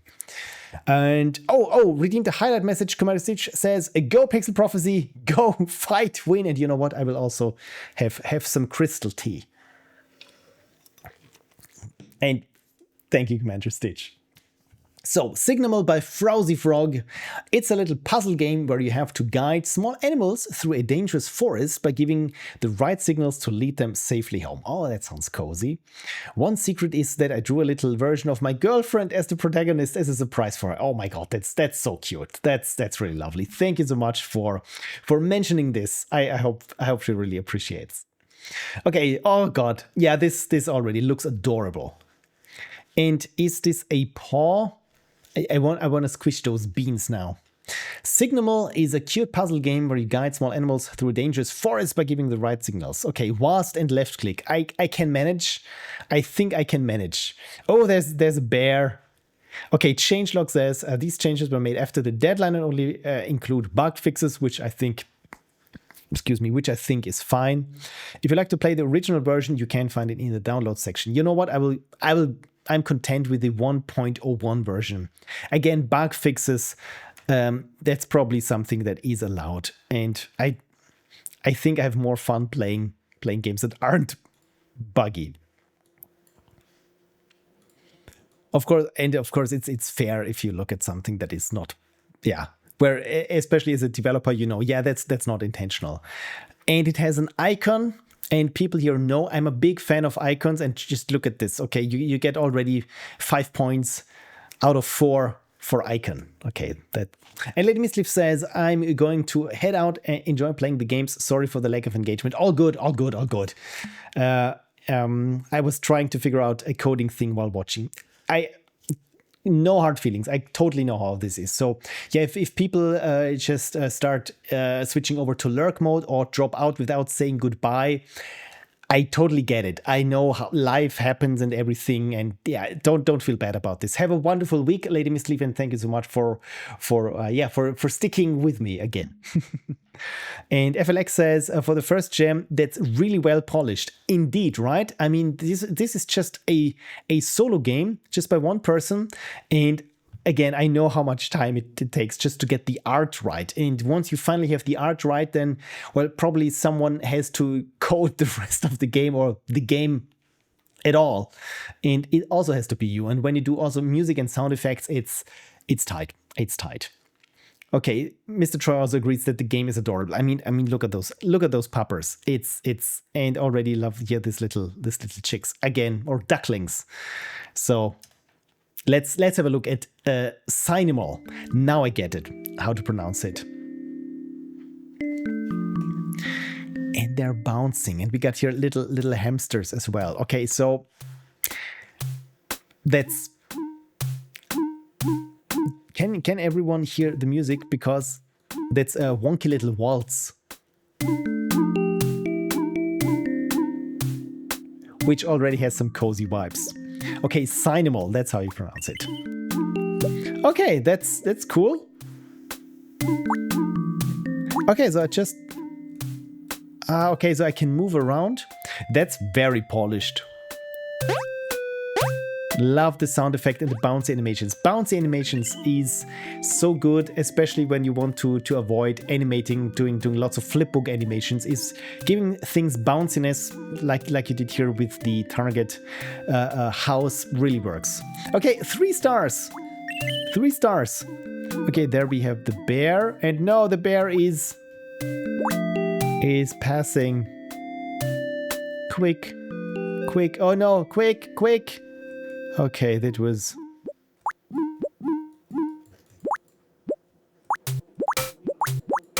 Okay, now, quick. Go quick, little doggies.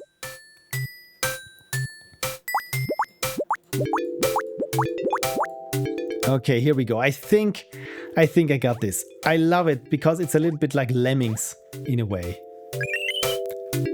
Really, these little animations and the level completed screen and everything, there's a lot of polish in there. I can see this. Look at this. Oh, the kittens have different colors even. So, okay, hold E to clean. Oh, that's so cute.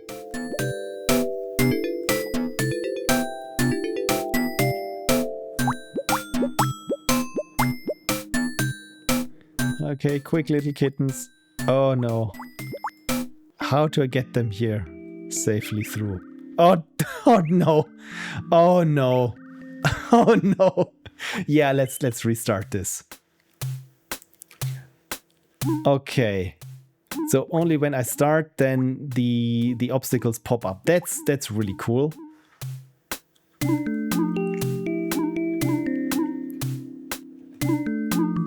Okay, so that the bear can sleep, I have to clean this up. Okay, now this makes sense. At least the bear is not interacting with me other than pushing me away. That's very clever. Okay, so I think I figured this level out. So, okay, little kitties. And it's always different little kitties. Again, this amount of polish really is something that you hardly see in kind of these games. And nice little dancing sprites. Indeed, that's very adorable. And now it's hamsters. Okay, what does this mean? Oh, okay, so this looks like it's a trapdoor or something. Okay.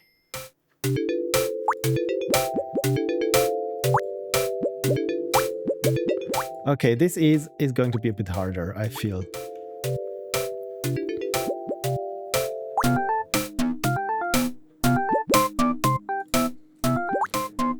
Okay, I just have to see what else is there.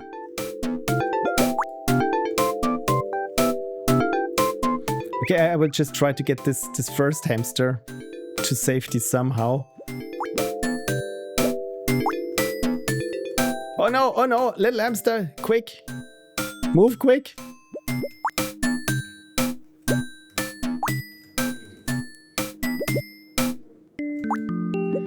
Oh, I completely forgot there are the other hamsters. Oh no. Oh no. Okay, maybe this works. Okay, this is good. And now we got the second one in as well. Okay, that's a very tricky designed level. Oh, it's just... Oh, the others died along the way, of course. Well, you know what? I'm content with 2 stars, but that's a very clever level design. Oh, thanks for playing. I got 11 out of 12 stars. Okay, that's good. I mean, and again, the art is super adorable. Look at those kittens. You wanna... And even these little ducklings. Thank you so much for submitting Signimal. I think I did quite well, and again, I know how hard it is to finish a game with something, and I mean, as your first gem entry, that's really inspiring and what's the word? You can be very proud of yourself. That's what I meant to say. Like I said, it's just getting the art done in time, and of course then the programming. And usually, at least with my games, what falls by the wayside is, you know what, actual level design, actual game design work, the nitty-gritty of game design. So usually at the end, I only have time to throw in the most basic stuff that kind of looks hopefully nice and is relatively bug-free. But again, you really made this last level. It's a little bit of a head scratcher and brain teaser. So that's, again, congratulations. That's a very good entry. Thank you so much for submitting. And is there a link somewhere to searching for our game, Searching for Signal? Thank you, Frank. What else have I missed? Yeah, it's my first finished gem. I tried to do my best. Apparently, you did your best, clearly. Frank said, I kind of want to encourage people to go play Phil's game too, but that feels just a tiny bit too selfish. Because, yeah, on one hand, thank you, Frank. Yeah, full disclosure, Frank and I, and we were on a team with Balima and Busybee. So, yeah, this is why Frank is saying that it's a little bit selfish. I mean, I'm also proud of our game, but of course, I'm hardly impartial on this matter. Nice little dancing sprites indeed. And is there a link? Okay, now I get it. And Kirsty also said, good game. FLX also gave it the thumbs up. And Frank said, looks great. And FrowsyFrog says, thank you so much for playing it. Again, thank you so much for submitting it. And again, congratulations on finishing your first Ludum Dare, the game jam. Again, it's really, yeah, with all the art and assets and polish that's in there.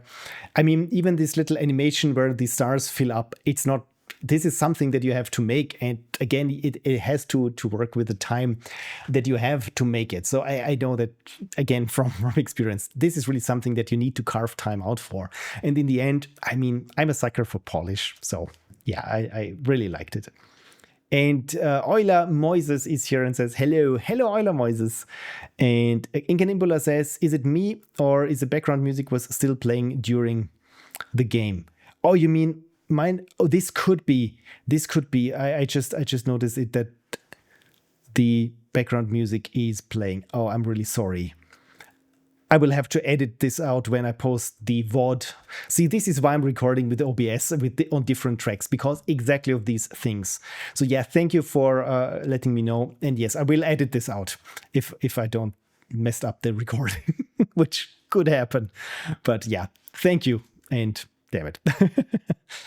How are you? If you're asking me, because I have a tendency to attribute everything that's being asked on myself. When people say with fries, say, no, thank you. But I could hardly hear you back there. But yeah, I'm doing fine. I'm doing excellent. Just had a little bit too much coffee, but I mean, my sleep suffers, but hopefully the stream benefits. Cheers. And yes, there is a form. Thank you, Frank, always for having my back with the submission form, handing out the submission form. Right. And in the meantime, why am I closing this? I meant to keep them open. There we go. The RNG 3000 that I meant to restart. And Dulmari or Dulmari Games is here. Hello, Dulmari. Thank you so much for dropping by our little stream of Phil tries to play Ludum Dare games despite his own programming inabilities of his RNG 3000. So I will restart it again. And there we go. Inspect. Yes, Signimal is ticked off. Good. And what's going on? Not much or a lot, depending on how you feel about playing Ludum Dare games. So yeah, actually, I am having a great time now with Signal because I've seen games so far which I would have never even come up with, even in 100 years, with the term Signal. Maybe the TV one, perhaps, which was the Téloche game, by the way. But apart from that, yeah, Signimal probably would have never came up with that one. And there were signs, Commanderstitch's crazy meta comedy game also wouldn't have come up with it. So very cool. Is this a stream where we share the games we've made? Yes, yes. And Frank already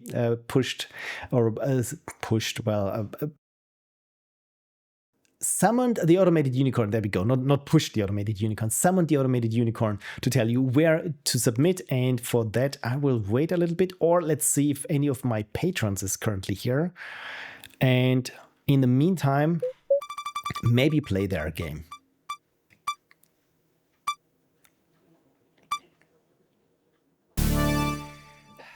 That's a tough one for me, searching for single. But then again, I know that we're not going to play it very long.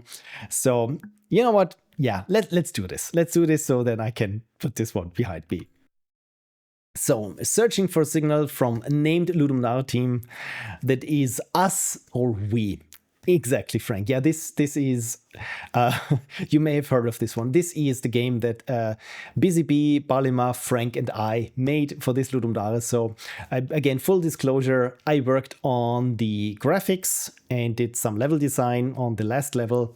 But this is why I won't comment on this other than I'm pretty happy with how it turned out. So no idea what times work for the rest of the team. That's the thing. So the question is now, Frank, should we wait and hold off and maybe play this next week with the team so that they are present, or should I go ahead and play this? Because it's fine. I think again, it's a little bit strange to play your own game, or at least the game that you were also here for. Yeah, I think it's best when we wait for at least Balimar to be here. So I will close this now and see if there are any new entries in between. So I think 11 was the last one. So again, I have to hard reload this, but this usually should work. So has anyone submitted in the meantime? Okay, yeah, nothing urgent about it. Indeed. So yeah, for those who haven't played it, it's not too long. if you're worried about that. And yeah, one other thing is you can use the mouse to click and shoot, which makes the game much easier, of course. But yeah, this is really something that, I mean, we've mentioned only twice, but not in an in-game tutorial or anything. So yeah, we will get to this when we're here. So let me reload this and see if we got another new entry. MrTroy is running rigged.exe, so my game comes up next. You know what? Let's try this. Frank says, I'm pretty sure next Saturday will be tricky for both me and Balima, but then there's also no deadline, so you don't get to rate it. Yeah, exactly. So we can. Oh, look. MrTroy, how did you get, how did you rig the RNG 3000? Because somehow you managed to get it done. Congratulations. So let's have a look at, oh, Jerem Watts is also here. The executable worked. I think is this malicious code injection. Well, it's not malicious. I get to play a fun game with a great title. So it's, what's the opposite of malicious? A benevolent code injection then. Red Light Synthlight by MrTroy, and it's very short. I'm not proud of that. Have fun. Well, MrTroy, since you're here, Whitehead. Yeah, MrTroy is a Whitehead hacker. And yeah, Synthlight. Also, by the way, I dig the font. That's very cool. That the LI also would work as a U when you put it together. That's pretty cool. Okay, a game by Justin Long and MrTroy. An experimental game by MrTroy and Justin Long where you must turn off all of the terminals to shut off the signal. Okay, so it's either turn it on or shut off a signal. And it's one of the, okay, the signal is bad, we want to turn it off games. Avoid being seen by the watchers, and if you are, run. Run like the wind. Run like Forrest Gump. You have 15 seconds, in this intense short game of red light, green light. Okay, 15 seconds. Color me intrigued. There we go. MrTroy says we were supposed to have a full synthwave soundtrack, but I'm picky, so that didn't happen. Oh dear, yeah, I mean a full synthwave soundtrack. I'm all for synthwave, but yeah, I'm probably a little bit biased towards it. It's a MrTroy experiment. I mean, the music is already pretty neat. So I see if I can make this full screen without breaking anything. Also love the animation, by the way. Okay, so move, E is activate, and space is jump. I think I can handle this. Okay, E is activate. No, and the first thing I did was jump. Okay, stop the next signal. Okay, the music I already like. Lights will let you know where the signal. Okay, the lights.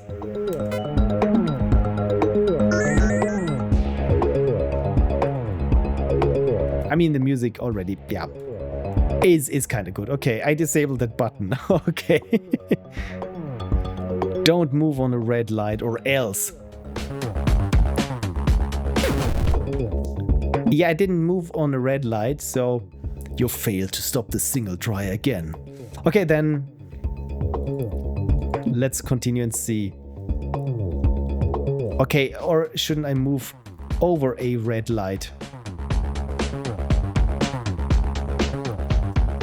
Oh no. Or does the turret not move on a red light? Oh, now I get it.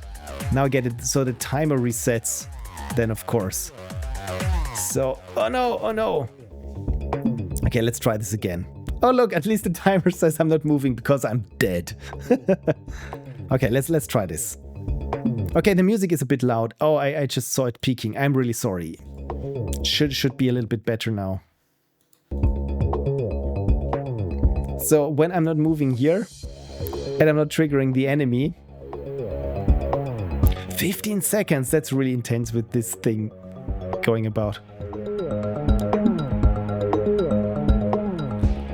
Okay, so I got a couple of seconds. Oh, okay, and now the enemy is not triggered. Okay, now when I know this, then it's easy, but we will see how this goes. By the way, I love this cyan and fuchsia. That's very CGA. I love a good CGA palette.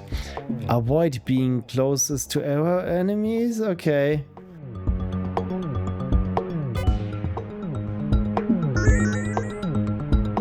And there's even physics objects. That's neat. Oh, cool. Okay, and there's even a reactive soundtrack. Okay.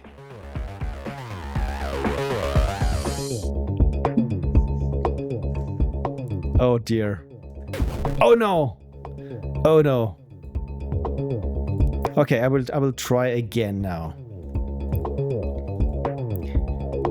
Okay, even on green, I shouldn't be too close to enemies. Oh no, E. There we go.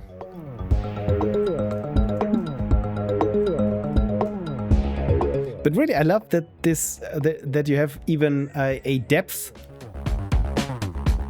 here in the game. Can I go up here and be safe? Probably not. Oh dear. Oh no. It's funny how these turrets, I mean, they're just like half globes with legs, but really they're terrifying. I love the character design. Okay. Let's see if I can do things a bit differently. Can I do this here?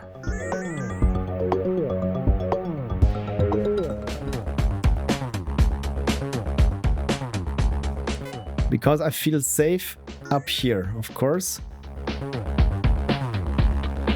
But oh no. Oh no. Oh no. Oh no.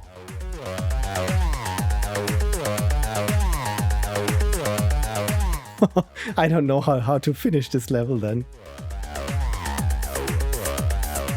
Why am I not resetting the timer? Okay, MrTroy says, I ran out of time. They were supposed to shoot if you were in line of sight, even on green. Game jammed. I mean, I like it because they don't have to shoot to be terrifying. I mean, look at this. I feel rightfully horrified by them. Okay, they can see you, that's why. Okay, so if they don't see me, then the timer resets. Ah, okay. That I didn't get.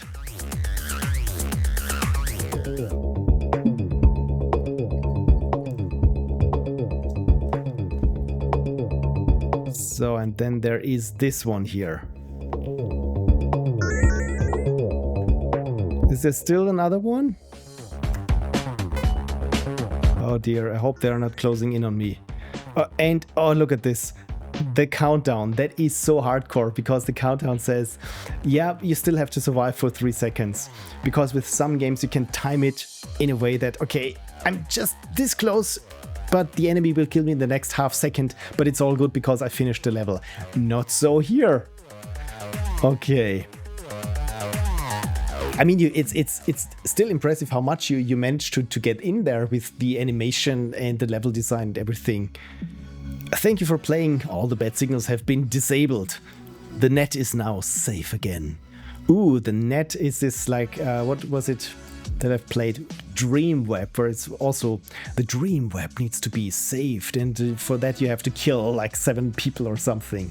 But really, I love the character design and everything. This, again, in the short amount that you have for a game jam, that's pretty neat. I like the visuals because they're clean, and with the outline and the cell shader, I think it works very neatly together. And of course, yeah, the music, as soon as the signal hits red, it works. I went nuts with the art this time. Yeah, it really pays off. I mean, it's these small things like here the rim light on the character and the blinking eyes and everything. That's, again, with polish, you have to choose to devote time to this. And in the end, at least for me personally, I always love it when you can see things that aren't per se necessary for the game to function, but that shows just a little bit of the personality of the person who made it and what was important to them. And again, yeah, I really like this. First time I ever did IK animation. Really, you chose to do this in a jam. IK, for those who don't know, is not international karate. That's inverse kinematics. Is when you, for example, when you have in animation, just to quickly explain it, because I had to recently explain it to someone, and let's see if I can still explain it. So usually when you want to animate an arm or something, what you do is you animate the upper part, then the lower part, and then the hand, and so on. So it's like, of course, when you change here this upper part, everything keeps moving.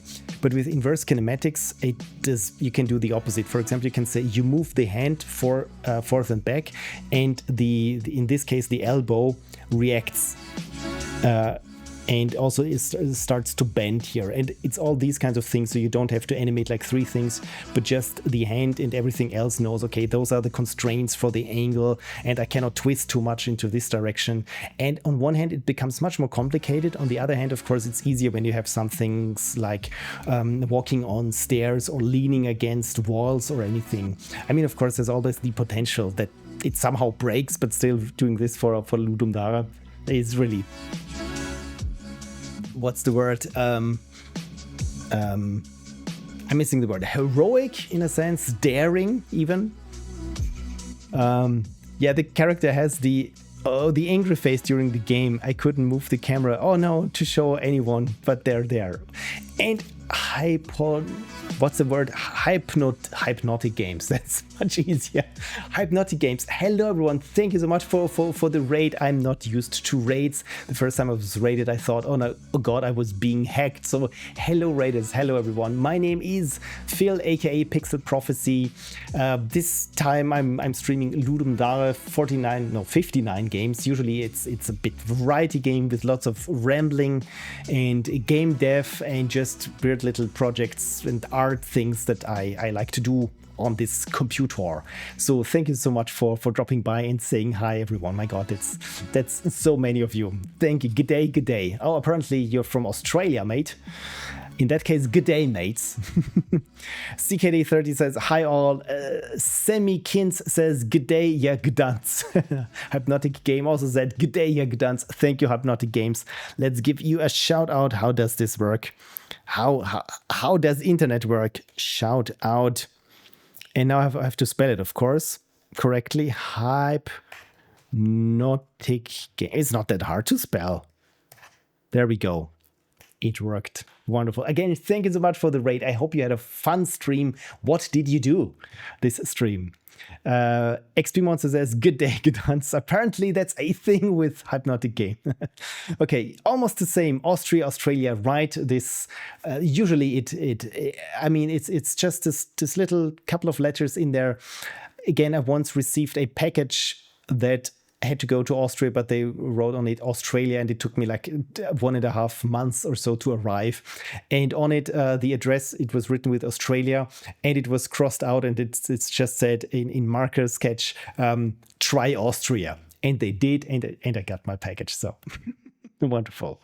Okay, it was an amazing stream. That's wonderful to hear. We got my Slime VR motion tracking working and my custom overlay made in Godot. Wow, that sounds impressive. So now I have a mech suit to go with my floating head. Amazing. Again, I only understand half of it, but floating head, I think I can picture it. And mech suit, I think I can also. Yeah, okay, it's not that hard to understand, even for someone as old as me. And working in Godot, Frank, you also have worked in Godot, and yeah, for me it was another, just wetting my beak, so to speak, with Godot, with this game jam. And you know what? I kind of like it. So that's very cool. Frank says, the way I understand it, Australia has more aluminum ore than Austria, so it gets an extra L in. That makes that aluminum ore and opals, I think, but then it would be called Austropellet. Yeah, and yeah, this joke has gone. I took a good serviceable joke from Frank, completely messed it up, and then tried to bail on it. Anyway. Godot. Hypnotic Game says, just call us Mineral and Metal Land. That Mimi Land. That works. Mimi Land. That's cute. This works. Cool. So this was Synthlight by MrTroy. Really, that a very, very cool game. Again, I like how the visuals and the soundtrack work, and you put so much work into animation and everything. I mean, making a 3D game. Again, this. I love the title. or possibly Australia. Okay, that's a good one. Yeah, you're down under here from Austria, so of course, yeah, that's you're all weird. You have the wrong seasons right now. The water twists in the wrong direction when it goes down the drain. It's crazy there, at least from what I've heard. And the other thing that I know is spiders grow as big as dogs there. I've never been there, but this is what the internet told me, and why should the internet lie to me? I mean, come on. CDK30 says, what is your main language engine of choice for game dev? If you're asking me, I started out with Game Maker, and I still love Game Maker after over 10 years now.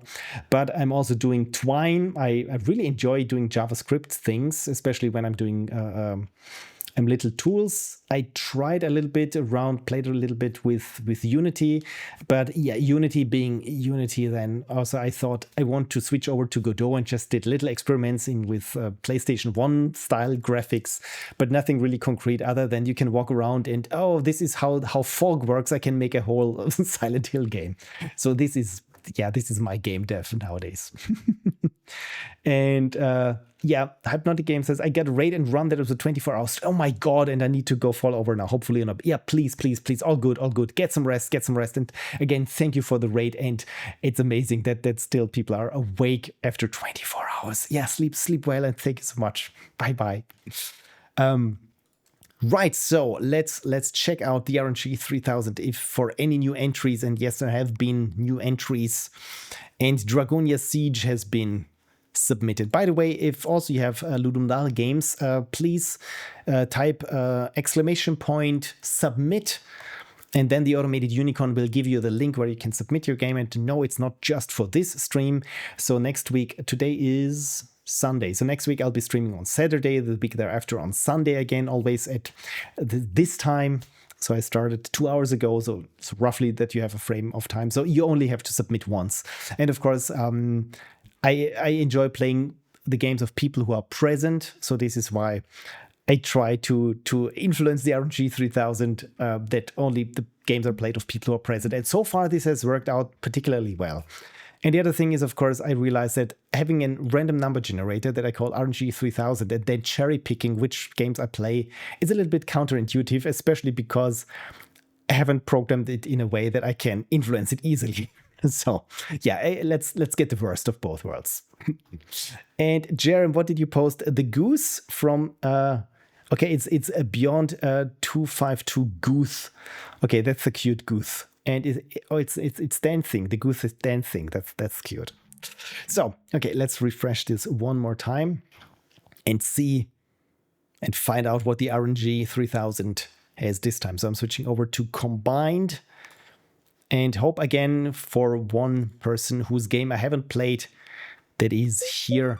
And then at some point I will take off the looking for signal game.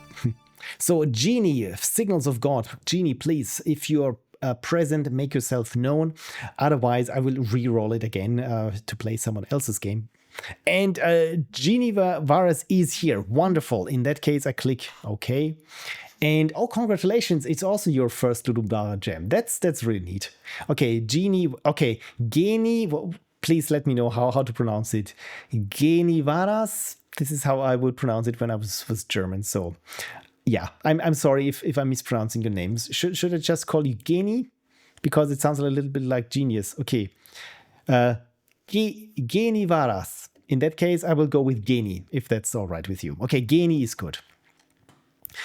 Funny with a Finnish name, I did some voice acting. It was just like a couple of lines for another Finnish indie game. And my favorite line was, let's go home to have coffee and pulla. So CKD30 says, nice, I'm just getting into it. Coming from a web dev background, it wasn't easy, but finally managed to get my first attempt out. Built with TS and Star.js for pathfinding, no game engine yet, still looking around. I have no idea. TS is TypeScript, I assume, and Star.js is a JavaScript framework. I have no idea what this all means, but No game engine yet, still looking around. So you already have something that you can start with. Again, yeah, from a web dev background, I think doing this, it's always good. Start with what you know. Someone said you can even program a game, a turn-based game or what it was, with formulas in Excel. So whatever works for you, just use what you can and you're familiar with and know you can do best, because I think looking for the best engine out there, this is something that I try to do. So maybe I should try Unity, because then I can port it onto the Xbox. But of course, you know what? Here's a secret: you have to finish something for it to be portable. And then even if it just looks on the outside, yeah, this is a one-click porting job, it never is. There are studios out there whose profession is just doing the porting, because no matter what you do in Unity and how well it says, it's just one click to port it to the Wii U or something. Yeah, the Wii U especially. Anyway, yeah. So again, this was my problem, where I was looking for the perfect engine. And so now I said, you know what, my next game is going to be a Twine game that I put on Steam somehow. So yeah, that's my way of looking at things. Geeni says, you're basically fluent at speak. Oh, thank you. Yeah, finishing is always tough, says Jerem. Yeah, I'm also reading this narrative kaleidoscope, this book. It's called The Game Narrative Kaleidoscope, and it's over 100 little chapters from game writers from all walks of life, with all different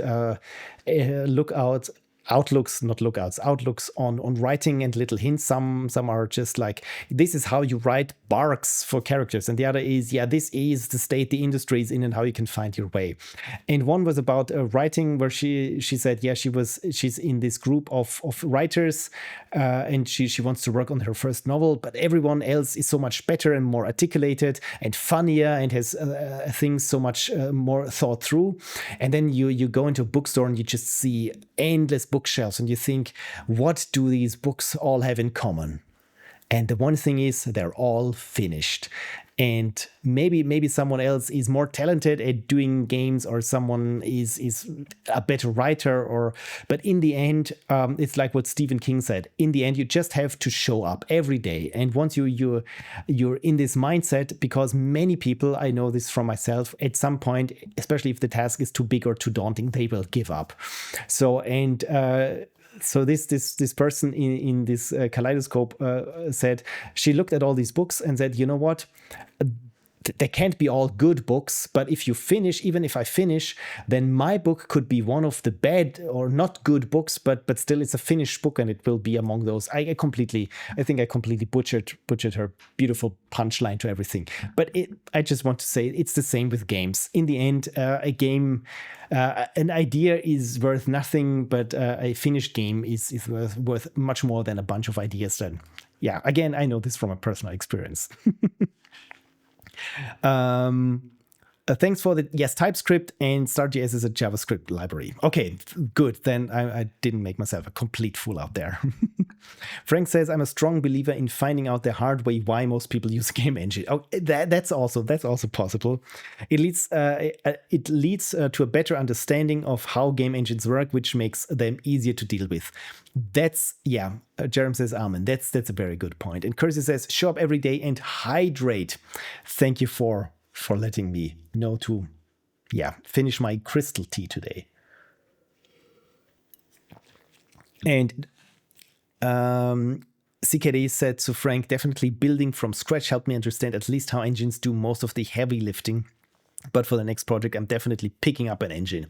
But yeah, again, the more work you put into it, it's the learning experience. It's a bit like with vibe coding and all this sort of thing, where people say, you know what, I made a game or I made an app in just an afternoon.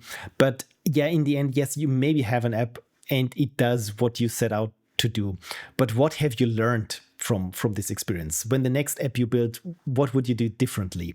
And I feel like, you made something, and maybe if it's I don't know, if you have a very specific job and you need a script or a tool that does what you need to do, and you need it fast, and you can't invest the mental energy to do this yourself. In the end, it's a hollow victory, because you haven't learned anything, you didn't grow into a direction.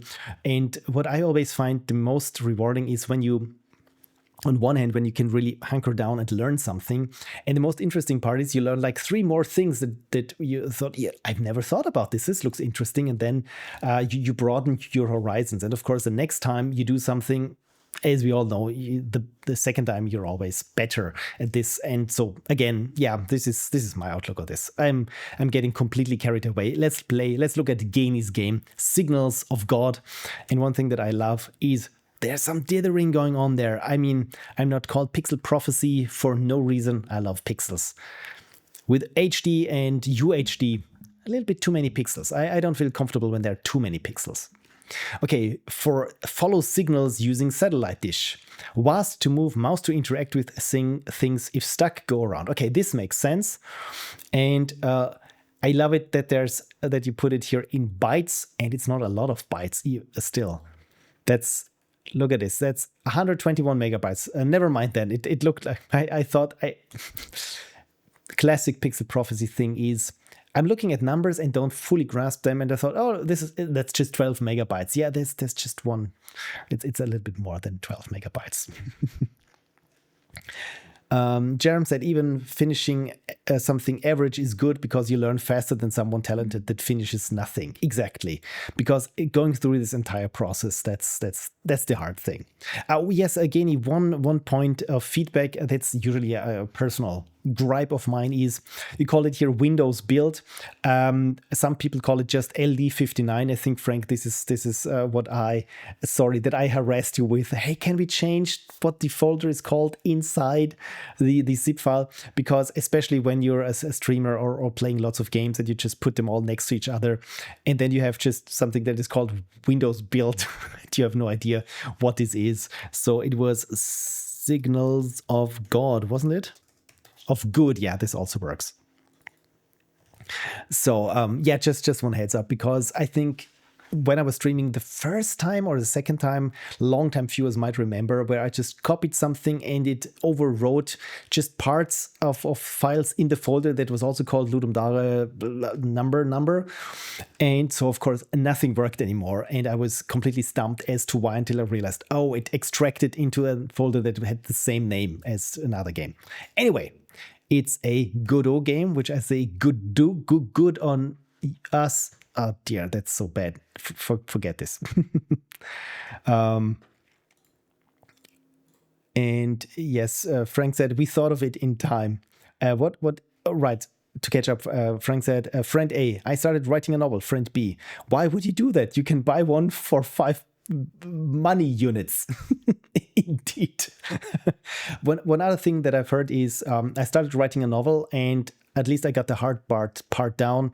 That is the page numbers. I already got the page numbers down. So Jerem said, oh man, yeah, the 3 more things every time, dude. Yeah.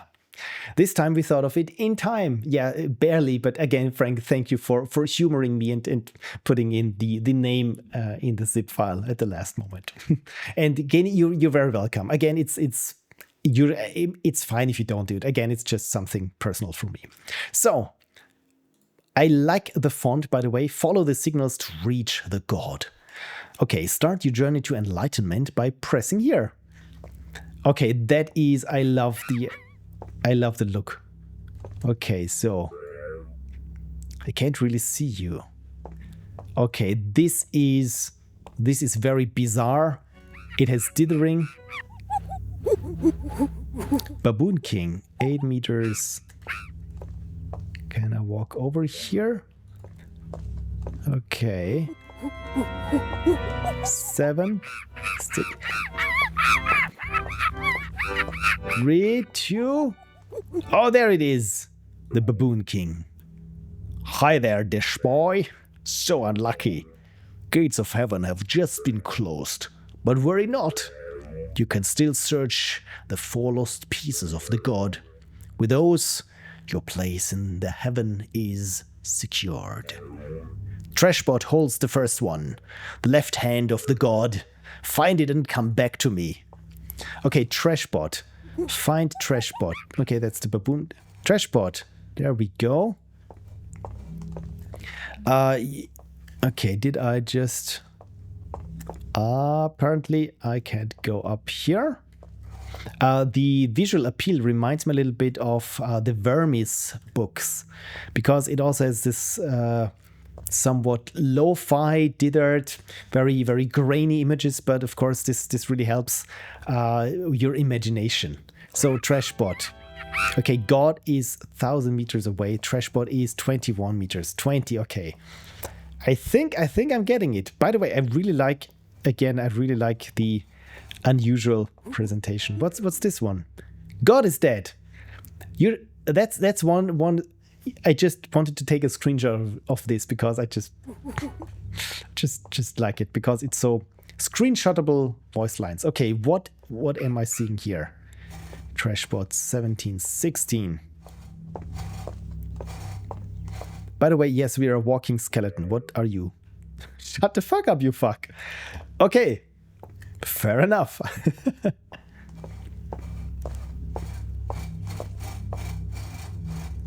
Okay. This looks like trash. 6 meters, 5. I'm closing in, I think. But for some reason, I cannot walk through here. Or can I? Trashbot is 6 meters. I'm okay. Okay, this is the if stuck go around part.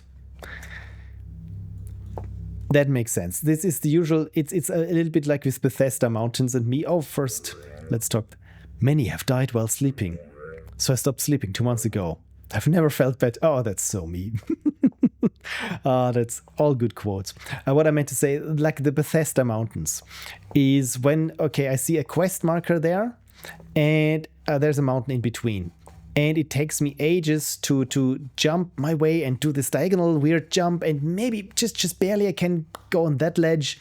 And then finally I've make it up the mountain. And of course, on top there, I see on the other side, yeah, of course, there was a little road leading up. So, okay, Trashbot. One, there it is. Oh, that's cute. Hi. So you want the god's right arm? But it's so like it. Not gonna be free for you. Beat me in basketball and the arm is yours. Oh, wow. Okay, that's okay. I hope you are ready. Okay, that's unusual. I'm not gonna give you any pity points. Here we go.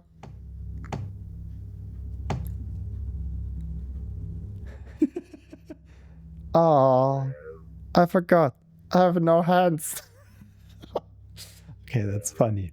I can see it. Okay, that's funny. That's funny.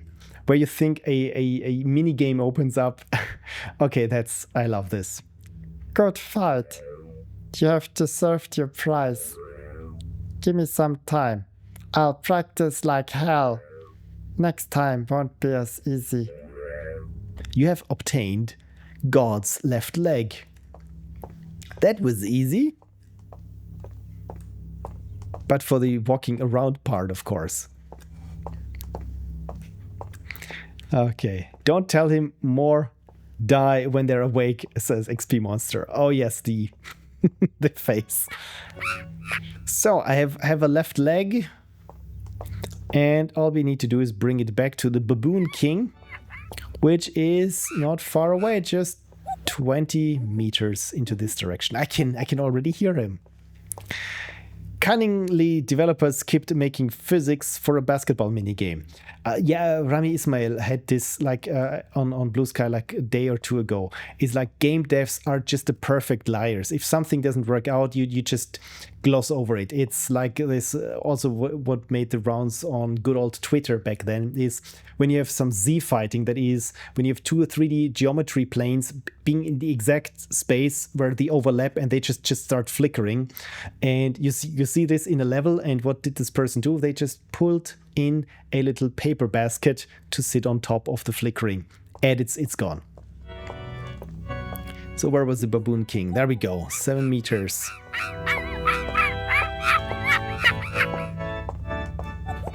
There he is. Hello, Baboon King. Well done, my servant. Soon you can bathe in the lights of heaven. Next part has been eaten by the beast. Retrieve it from its belly. I can just wish you good luck. Okay, find the beast. And the beast, oh, 22 meters. That's manageable. So, if you can go there, just walk around. I will try to. Okay, Commanderstitch is going to make takoyaki. Oh, that sounds delicious. Enjoy the stream. Thank you, Commanderstitch. And you enjoy your, I want to say teriyaki, but it's takoyaki. Okay, there is the beast. I think 2 meters, 1 meter. Are you the beast? The beast seems to be in pain. Lucky for them, I'm now here. The hero our world needed. Now then, to the belly my journey goes. Okay then. The beast belly. Did I understand this correctly? Because I think... Did I find the beast? 1 meter. To the belly my journey goes. Okay, I don't understand this, but again, that's probably on me. Or should I find the beast, the god, or baboon? By the way, I like it that you say god is 1 kilometer away. That's because it's funny because it's not really that much if you think just 1024 meters. It's not that much, but for a game where you walk like this, it's also not nothing. So again, it's both super far away and not far away at all. So as for the belly, I like I said, I don't think I fully understand it. Do I have to talk to the baboon king again? Okay, a little down, little down. I'm just clicking everything because this is my strategy for these kinds of things.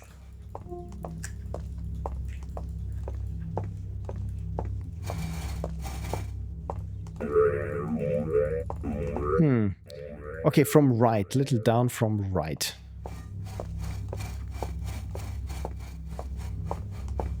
Oh, okay. Okay, so now I get it. Now I get it. Thank you. Okay, I thought that I reached the bottom of the map, so this is that was my misunderstanding. Okay, and that's pretty cool. Like I said, I like this grainy presentation that's both unfocused yet super sharp due to the pixels. And also the color scheme. It's unusual, but very cool. Oh, look at this. We found something. There it is. God's left arm. You grab your rusty saw and start sawing. Even with sound effects. As you do with God's arm. Okay, Yeji says, sleep time for me. Have fun and enjoy the rest of the stream. See you next week. Again, thank you, Yeji, and I'm sorry, you probably already are asleep. And I have obtained God's left arm. That's good. Anything else I can find here? Okay, so probably here, this is where the map ends.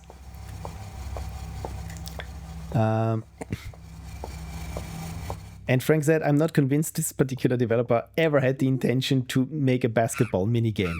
But I mean, totally got me. I thought I was in for a basketball minigame that I was completely not prepared for.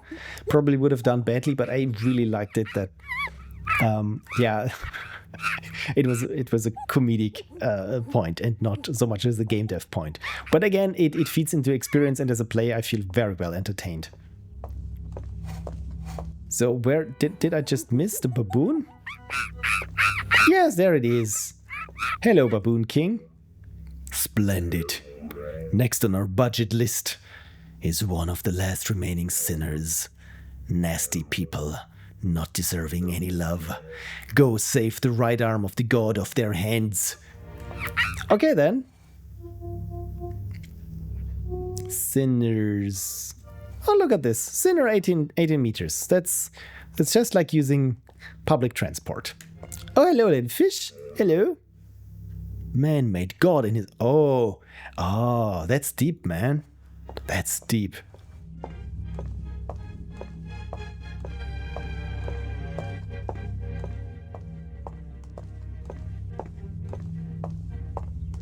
I really like this weird, unusual presentation, and oh, there we go. There we go. Oh, it's sketches from the medieval times. Very cool. Okay, one of the last sinners. Hi there. Beautiful morning, isn't it? Show what beautiful morning means. 1, 2, 3, 4, 5, 7, 6, 8, 9, 10, 9, 8, 7, 6, 5, 4, 3, 2. Oh, that's the image. These are the stakes. To make a world in which all of God's children can live, or to go into the dark. We must either love each other, or we must die. She's dead. Oh, wow. Okay, that's deep. You killed her. You cut her left arm off. You have obtained God's right arm. Okay, that suddenly became deep. So, okay, with this game, it's really something that you never know what you get. Is it just a comedic interlude, or is it something deep and, yeah, and thought-provoking? Which again is with the best games, is like you never know what you get with them. Of course, if it's just completely random and whack, then you're just constantly confused, not interested. And I think this one strikes a very good balance. You did it. I mean, you found the third piece. We still have the nose of the god. Yes, the nose of the god is still remaining. I marked a place for you. Now go. Okay, another sinner? No. Okay, it's just noise. Oh, is this missing? No. I should really do big UI text saying that. If stuck, go around. Yes, I think. I mean, that's the classic problem, right? You spell something out for the players like 3 times, and some idiot still misses it. Hi, that's me. Okay, so hello. What the fuck is this? Just a fucking stone tablet. Sorry. You obtained God's nose. Okay, Baboon King, 8 meters. I love that it's always fast to get back to the Baboon King. But what is the Baboon King's stake in all this? I don't trust the Baboon King. What are you waiting for? Assemble the god. Open the doors to heaven. Okay then, I've made it. Now I just need to build the image of God. Oh look! And we had again the nuclear explosion there.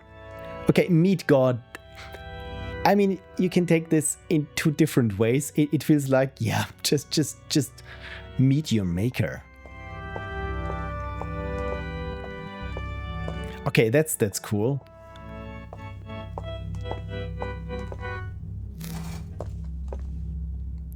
Ooh, 3D. Okay, but now oh no, I'm going into the wrong direction. Yeah, and it's still a big distance, but maybe I got the bad end.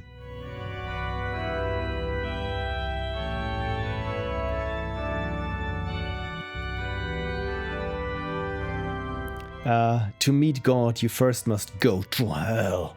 Apparently, in a world where meeting God means going to hell. Okay, so I think that really was the end. That was a very weird and surreal one, but I very much liked it because, like I said, you never know what you get. Is it a comedy adventure? Is it something grim? I mean, I like this entire symbolism of everything, because probably have to play it again and think about it a little bit more than just on face value about what everything represents. Because the nose of God, I mean, that's that's quite specific. Why not the other arm? Is this a play on, yeah, if you want to create the god's image, whatever you do is just, you just have pieces that you never write, and in the end you're just doomed to failure when you try something like this. I like the I think again, this is what I like about stories, is when there is much room for interpretation, but it's not too big where it's like, yeah, whatever, man, just whatever you think is right. So I like this. I very much like this. Thank you for submitting Signals of God. That's a very, very weird one. And also with the video sequence right in the center, I would have never expected this. It's like the basketball mini game. It's something where I thought, I have no idea where this is going. So congratulations, and yeah, thank you for submitting.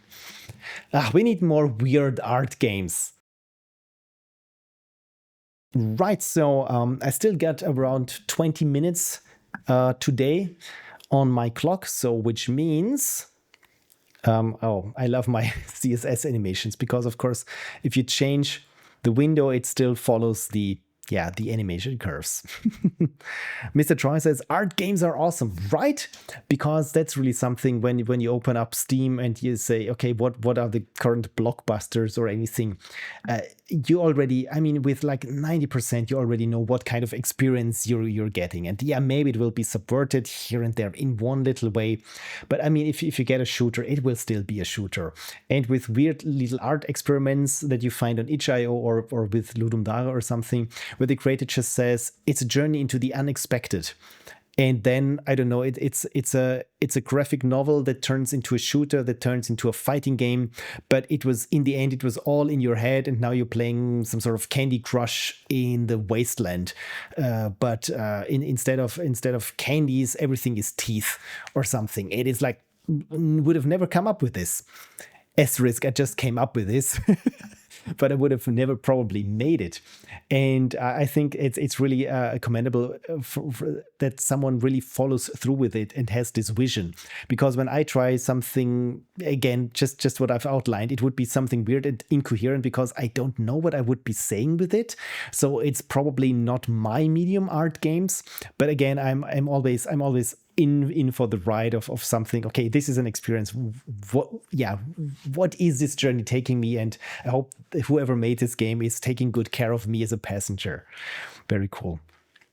A great idea. I might steal it. You know what? You have my blessing, because I probably you probably would make 100 times better game than I would make with this idea, because as we all know, ideas are worth nothing. It's about so again, please take and pick from it what you need. Again, it's super weird. I love it. And thanks for playing. Yeah, to meet God you have to go to hell. And yeah, you're very welcome. Thank you for submitting. MrTroy says one day I'll have the courage to make one.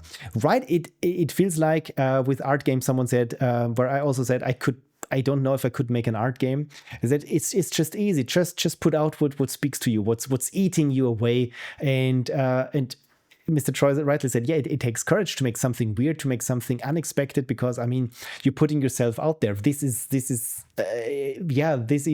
how you would see things. Like, yeah, this is a bunch of, I don't know, flesh, and I immediately connect this mentally with, I don't know, a bouquet of red roses or something.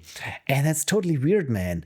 And yeah, it takes courage to say, yeah, this is how I see this. This works for this, what I'm trying to express. And maybe you can get an inkling of what I want to say with this entire work, that's not saying it outright what I mean, because otherwise where would be the fun? If a poem is about face value, then there's no need for it, right? And again, yeah, love art games. Long story short, love art games, make more art games. And again, thank you for submitting.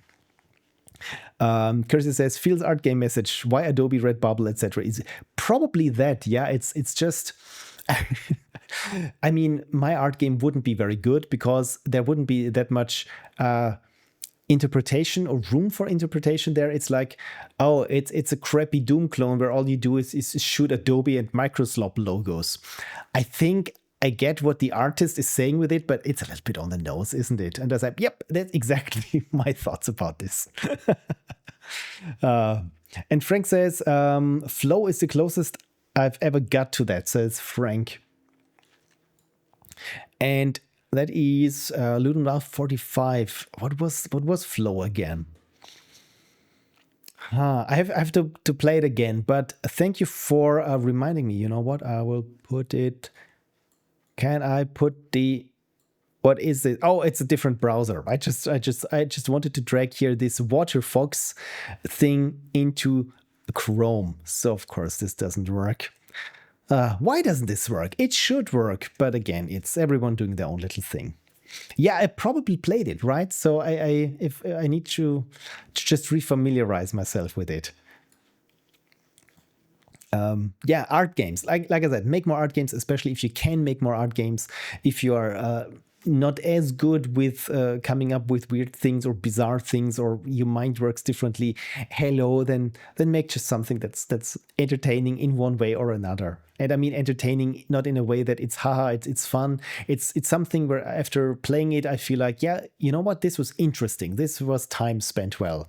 The worst is when you watch a movie that is super serviceable, it's a romantic comedy, and afterwards it's what someone calls, I don't know who it was. It's a parking spot movie, because when you're back at your parking spot, you've forgotten what the movie was about. You only know this vibe, and I think that's really time wasting. No matter how well it's made, but if it lacks anything, if it's just like, yeah, whatever angle you try to read something more than is at face value in there, you just slide off because it's just so slick and devoid of meaning. Those are the things where I feel like, yeah, that's not interesting. If it's something that's tangled, where you can cut yourself, where you can slip off, and that sounds very bad, but in terms of art, I feel like it's much more interesting than, okay, that's something I really despised, but it's better than, it was, I don't know, But if I say, yeah, this movie was the worst one that I've ever seen, or the craziest, or whatever,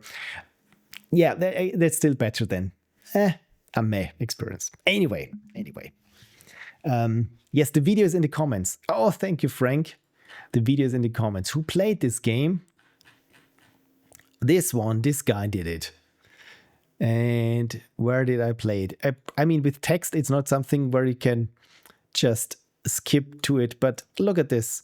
This was my old streaming setup, and we already have Ashley here, and Ashley, of course, is still with us today. Take care of the chat. Anyway, so sorry for rambling. Let's play one more. Let's play one more game. But thank you, Frank. I really have to refamiliarize myself. And look at this. It's the RNG 2000 that we had here back then. Incan Imbola says, I think art games are a little like punk music. You need to be young and rebellious to make it. At some point, you just can't do it sincerely anymore.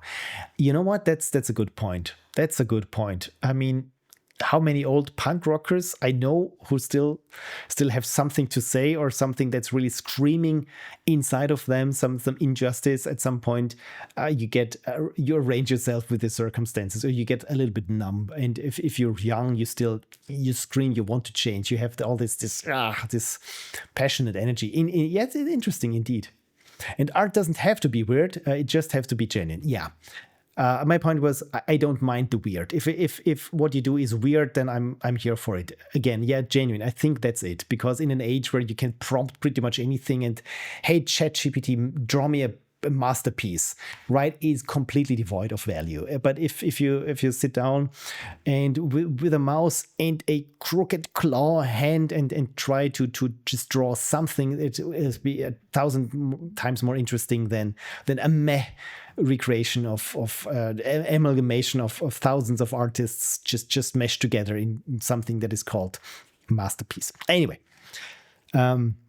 Frank says, yes, but when you're older, you get cynical enough not to feel too bad about faking it. That's another, okay, that's what's called, that's 6-7, right? So either or. Okay, so let us refresh the RNG 3000 after my ramblings on art. I inspect the list. And you know what? I've made good progress today. Like I said, the searching for signal I need to put into the mix again with next week when people are present. What this is some weird highlighting where all the graphics are weird. Anyway, let's roll. And let's have some water.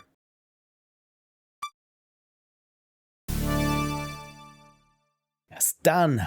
Demchenko, are you still present, or did you already go to sleep? Because I mean, no hard feelings, because I was just rambling. Ingen Imbola is here. Yes, okay, good. Then we're going to play Jammed by Stanislav Demchenko. This time I tried to make a shooter game for a change, and you're the best. And I will just hijack this and say thank you. You're the best.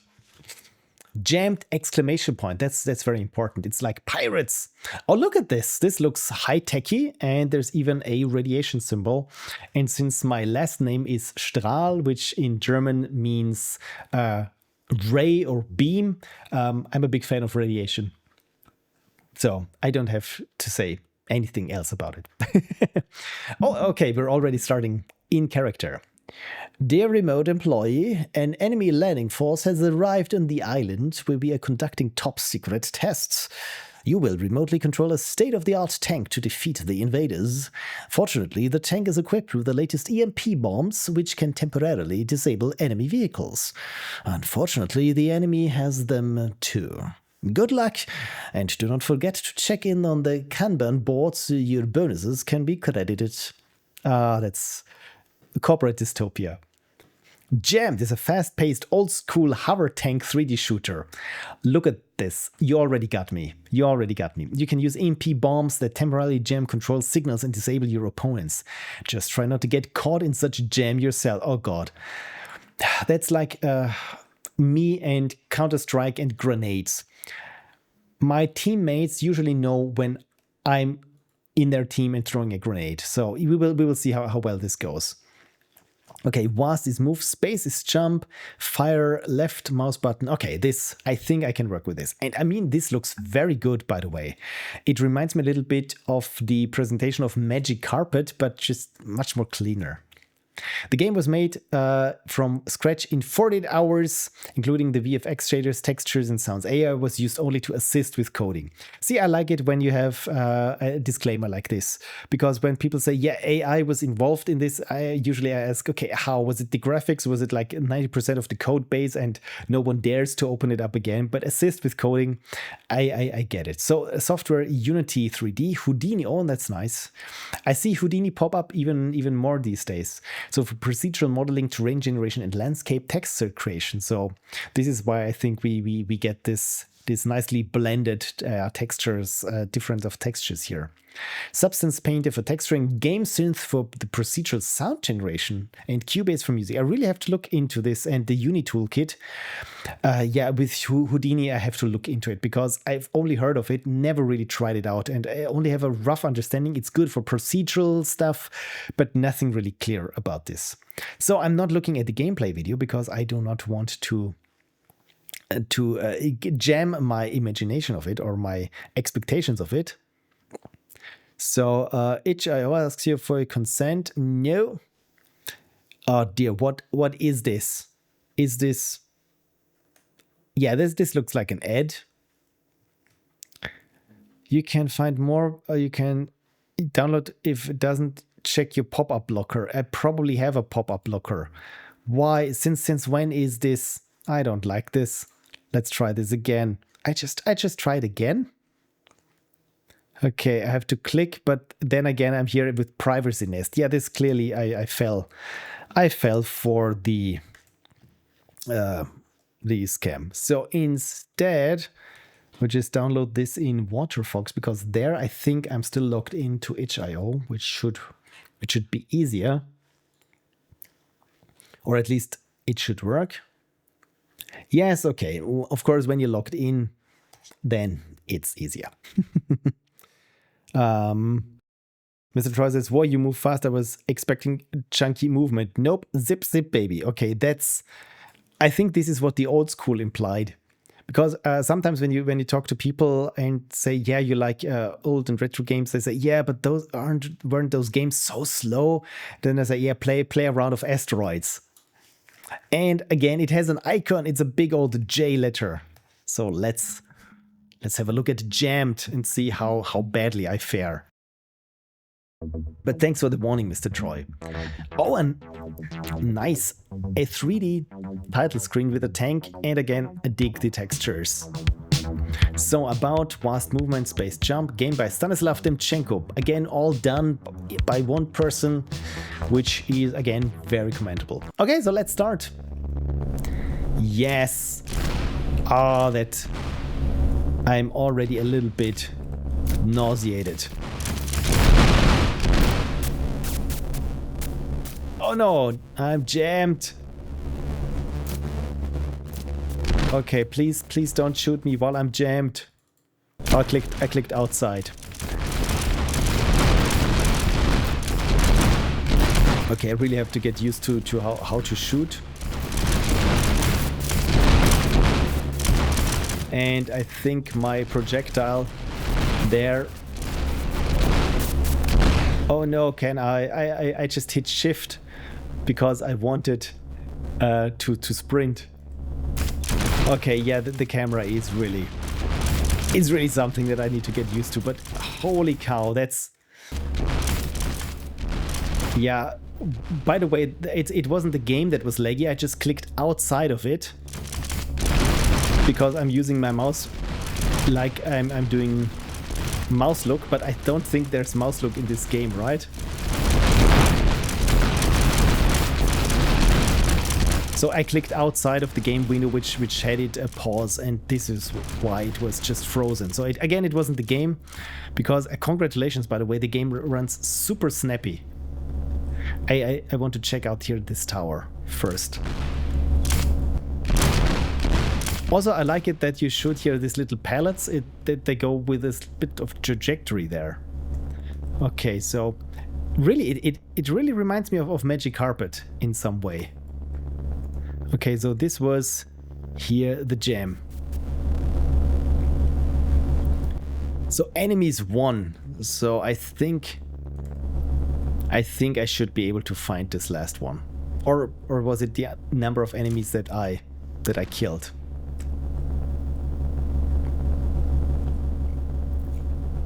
Okay, if this game were multiplayer, says MrTroy, I'd want to play against Phil. Yeah, if you're in for an easy win, then you could play against me. I'm not too good with multiplayer games, but I think, I mean, some of the games I played almost competitively Counter-Strike Source for quite some time, but never was that good with it. I think, but the most fun that I had with a multiplayer game, that was the good old Descent from Interplay. By the way, I really love here these ridges. That's just fun to traverse. So, okay, where is the last enemy?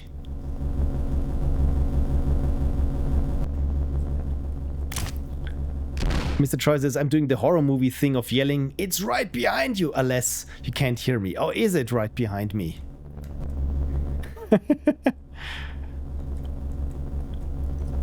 Yeah, maybe we shouldn't have split up. Maybe I shouldn't have gone and checked the basement. Okay, it was shooting me before when I was checking out here this tower, right? Because I heard it and I thought, you know what, I will come back to it. I don't think it's that. Oh, look, something is happening down there. So maybe I can find it. Oh, there it is. Just spraying it here with bullets. One is bound to hit, hopefully.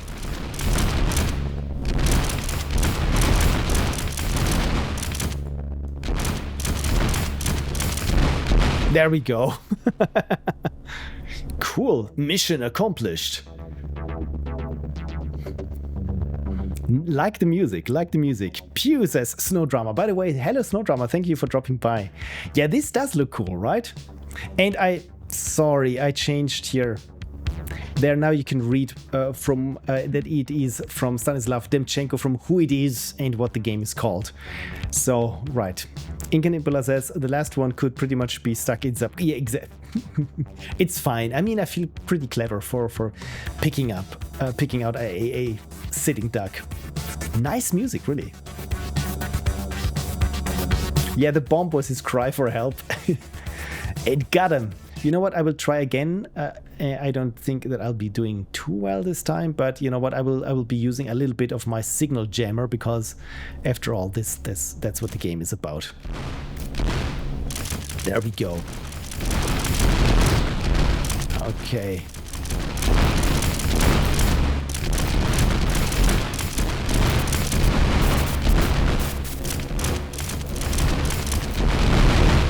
But I really, you really weren't lying when you said that's an old school. Oh, look at you. Oh, there's more of them. Oh no, there's a lot of them.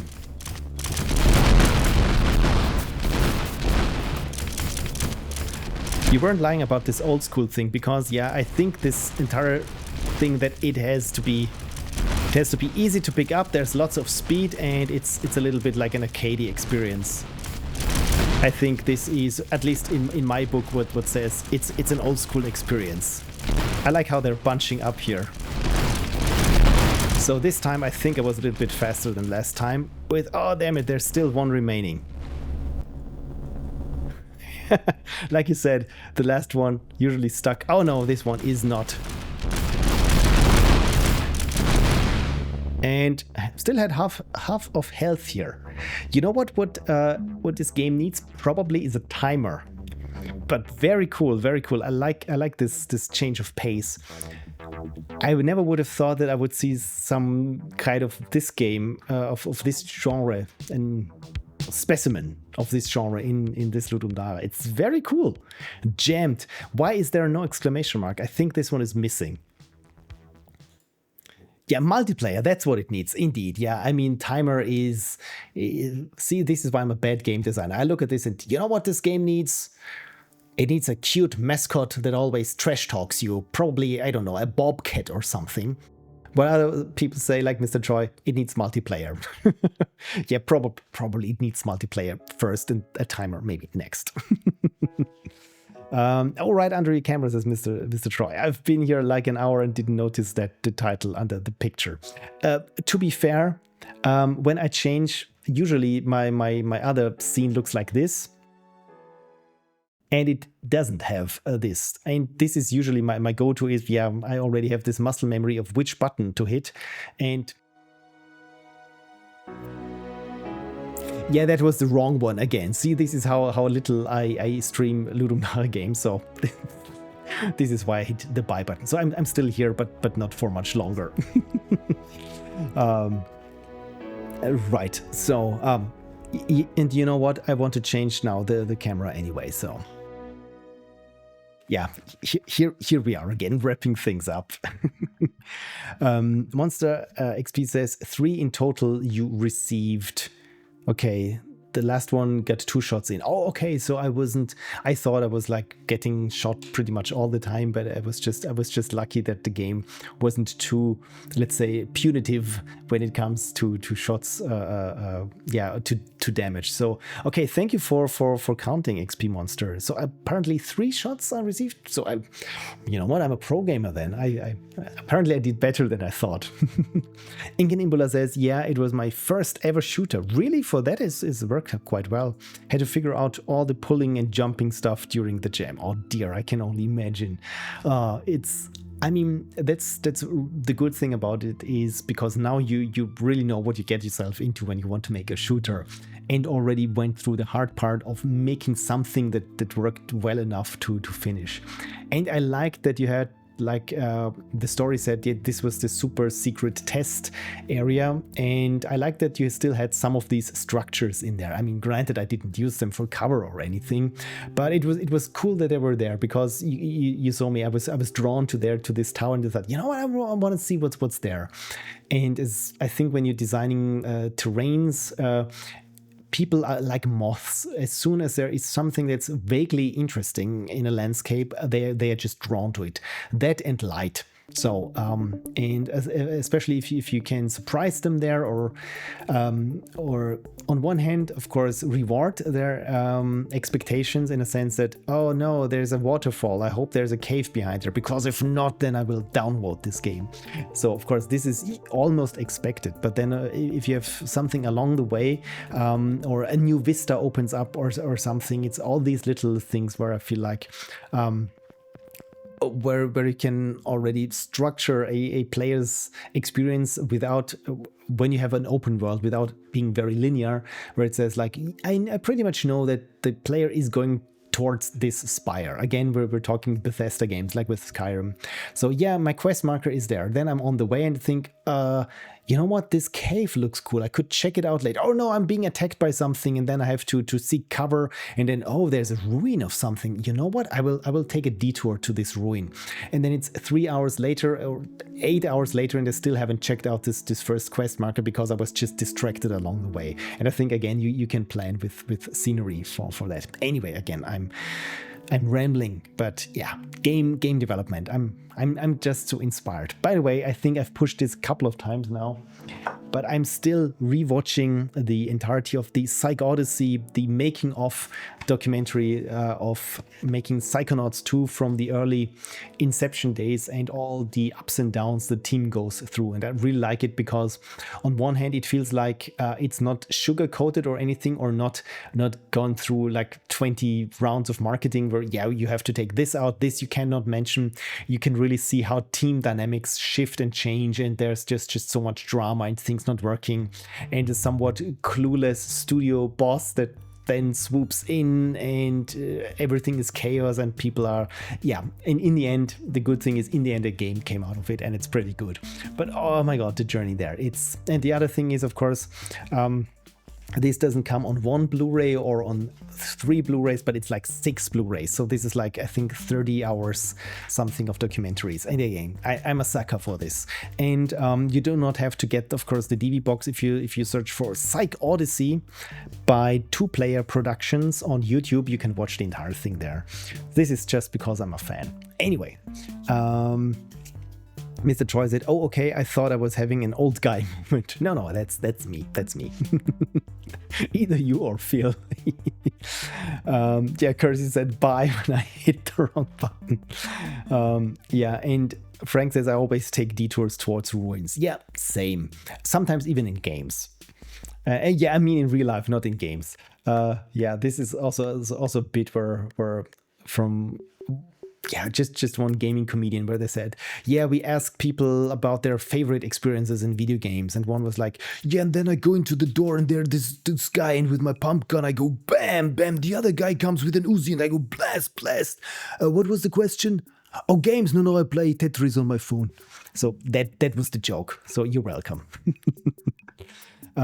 Waterfalls, says Ink and Impula, in real life are always deceiving. Yeah, that's the worst thing when you hit a real waterfall in real life and you get all wet by trying to find the secret cave behind it. And then your wife asks, what the hell did you think you were doing? And I said, maybe there was an XP booster there, and yeah, and you're still all wet and got nothing out of it. Not even an XP booster, not even one that just boosts your XP for 1 hour or so. You can tell I played a little bit of Guild Wars. Anyway, so I hear my throat is getting sore, which is always after about 3 hours of constant yapping. So thank you for enduring me for this long. Thank you for submitting your games. Frank, thank you for jamming with me. And again, thank you for supplying all the video files that I did not record properly. Kersey says, if you don't check every waterfall, you'll miss exactly the one with the cave. Frank says, you got a life lesson out of it, which is kind of like XP. Indeed. Isn't the XP of real life all the lessons we learn along the way? And with that, I think that's a good point of saying goodbye. Otherwise, I will. Yeah, I don't know how to end things, you know me, and I will miss wrapping up. So thank you, everyone. Next stream will be next Saturday evening. So I hope I'm not too exhausted. We're having visitors over, so and guests. It's gonna be nice. And until then, yeah, if you haven't submitted your game, please do so. I'm looking forward to playing you weird games. The weirder, the better. You know me. And yeah, I hope there are some signals that I can follow until then. Frank says, thanks for the stream. Incan Ibola says, good night. Thanks for the stream. And I say, as always, thank you everyone for watching. Thank you for raiding. Hello Raiders. Good night Raiders again. I hope it was a little bit entertaining. And yeah, see you in 6 days. Bye bye. Good night.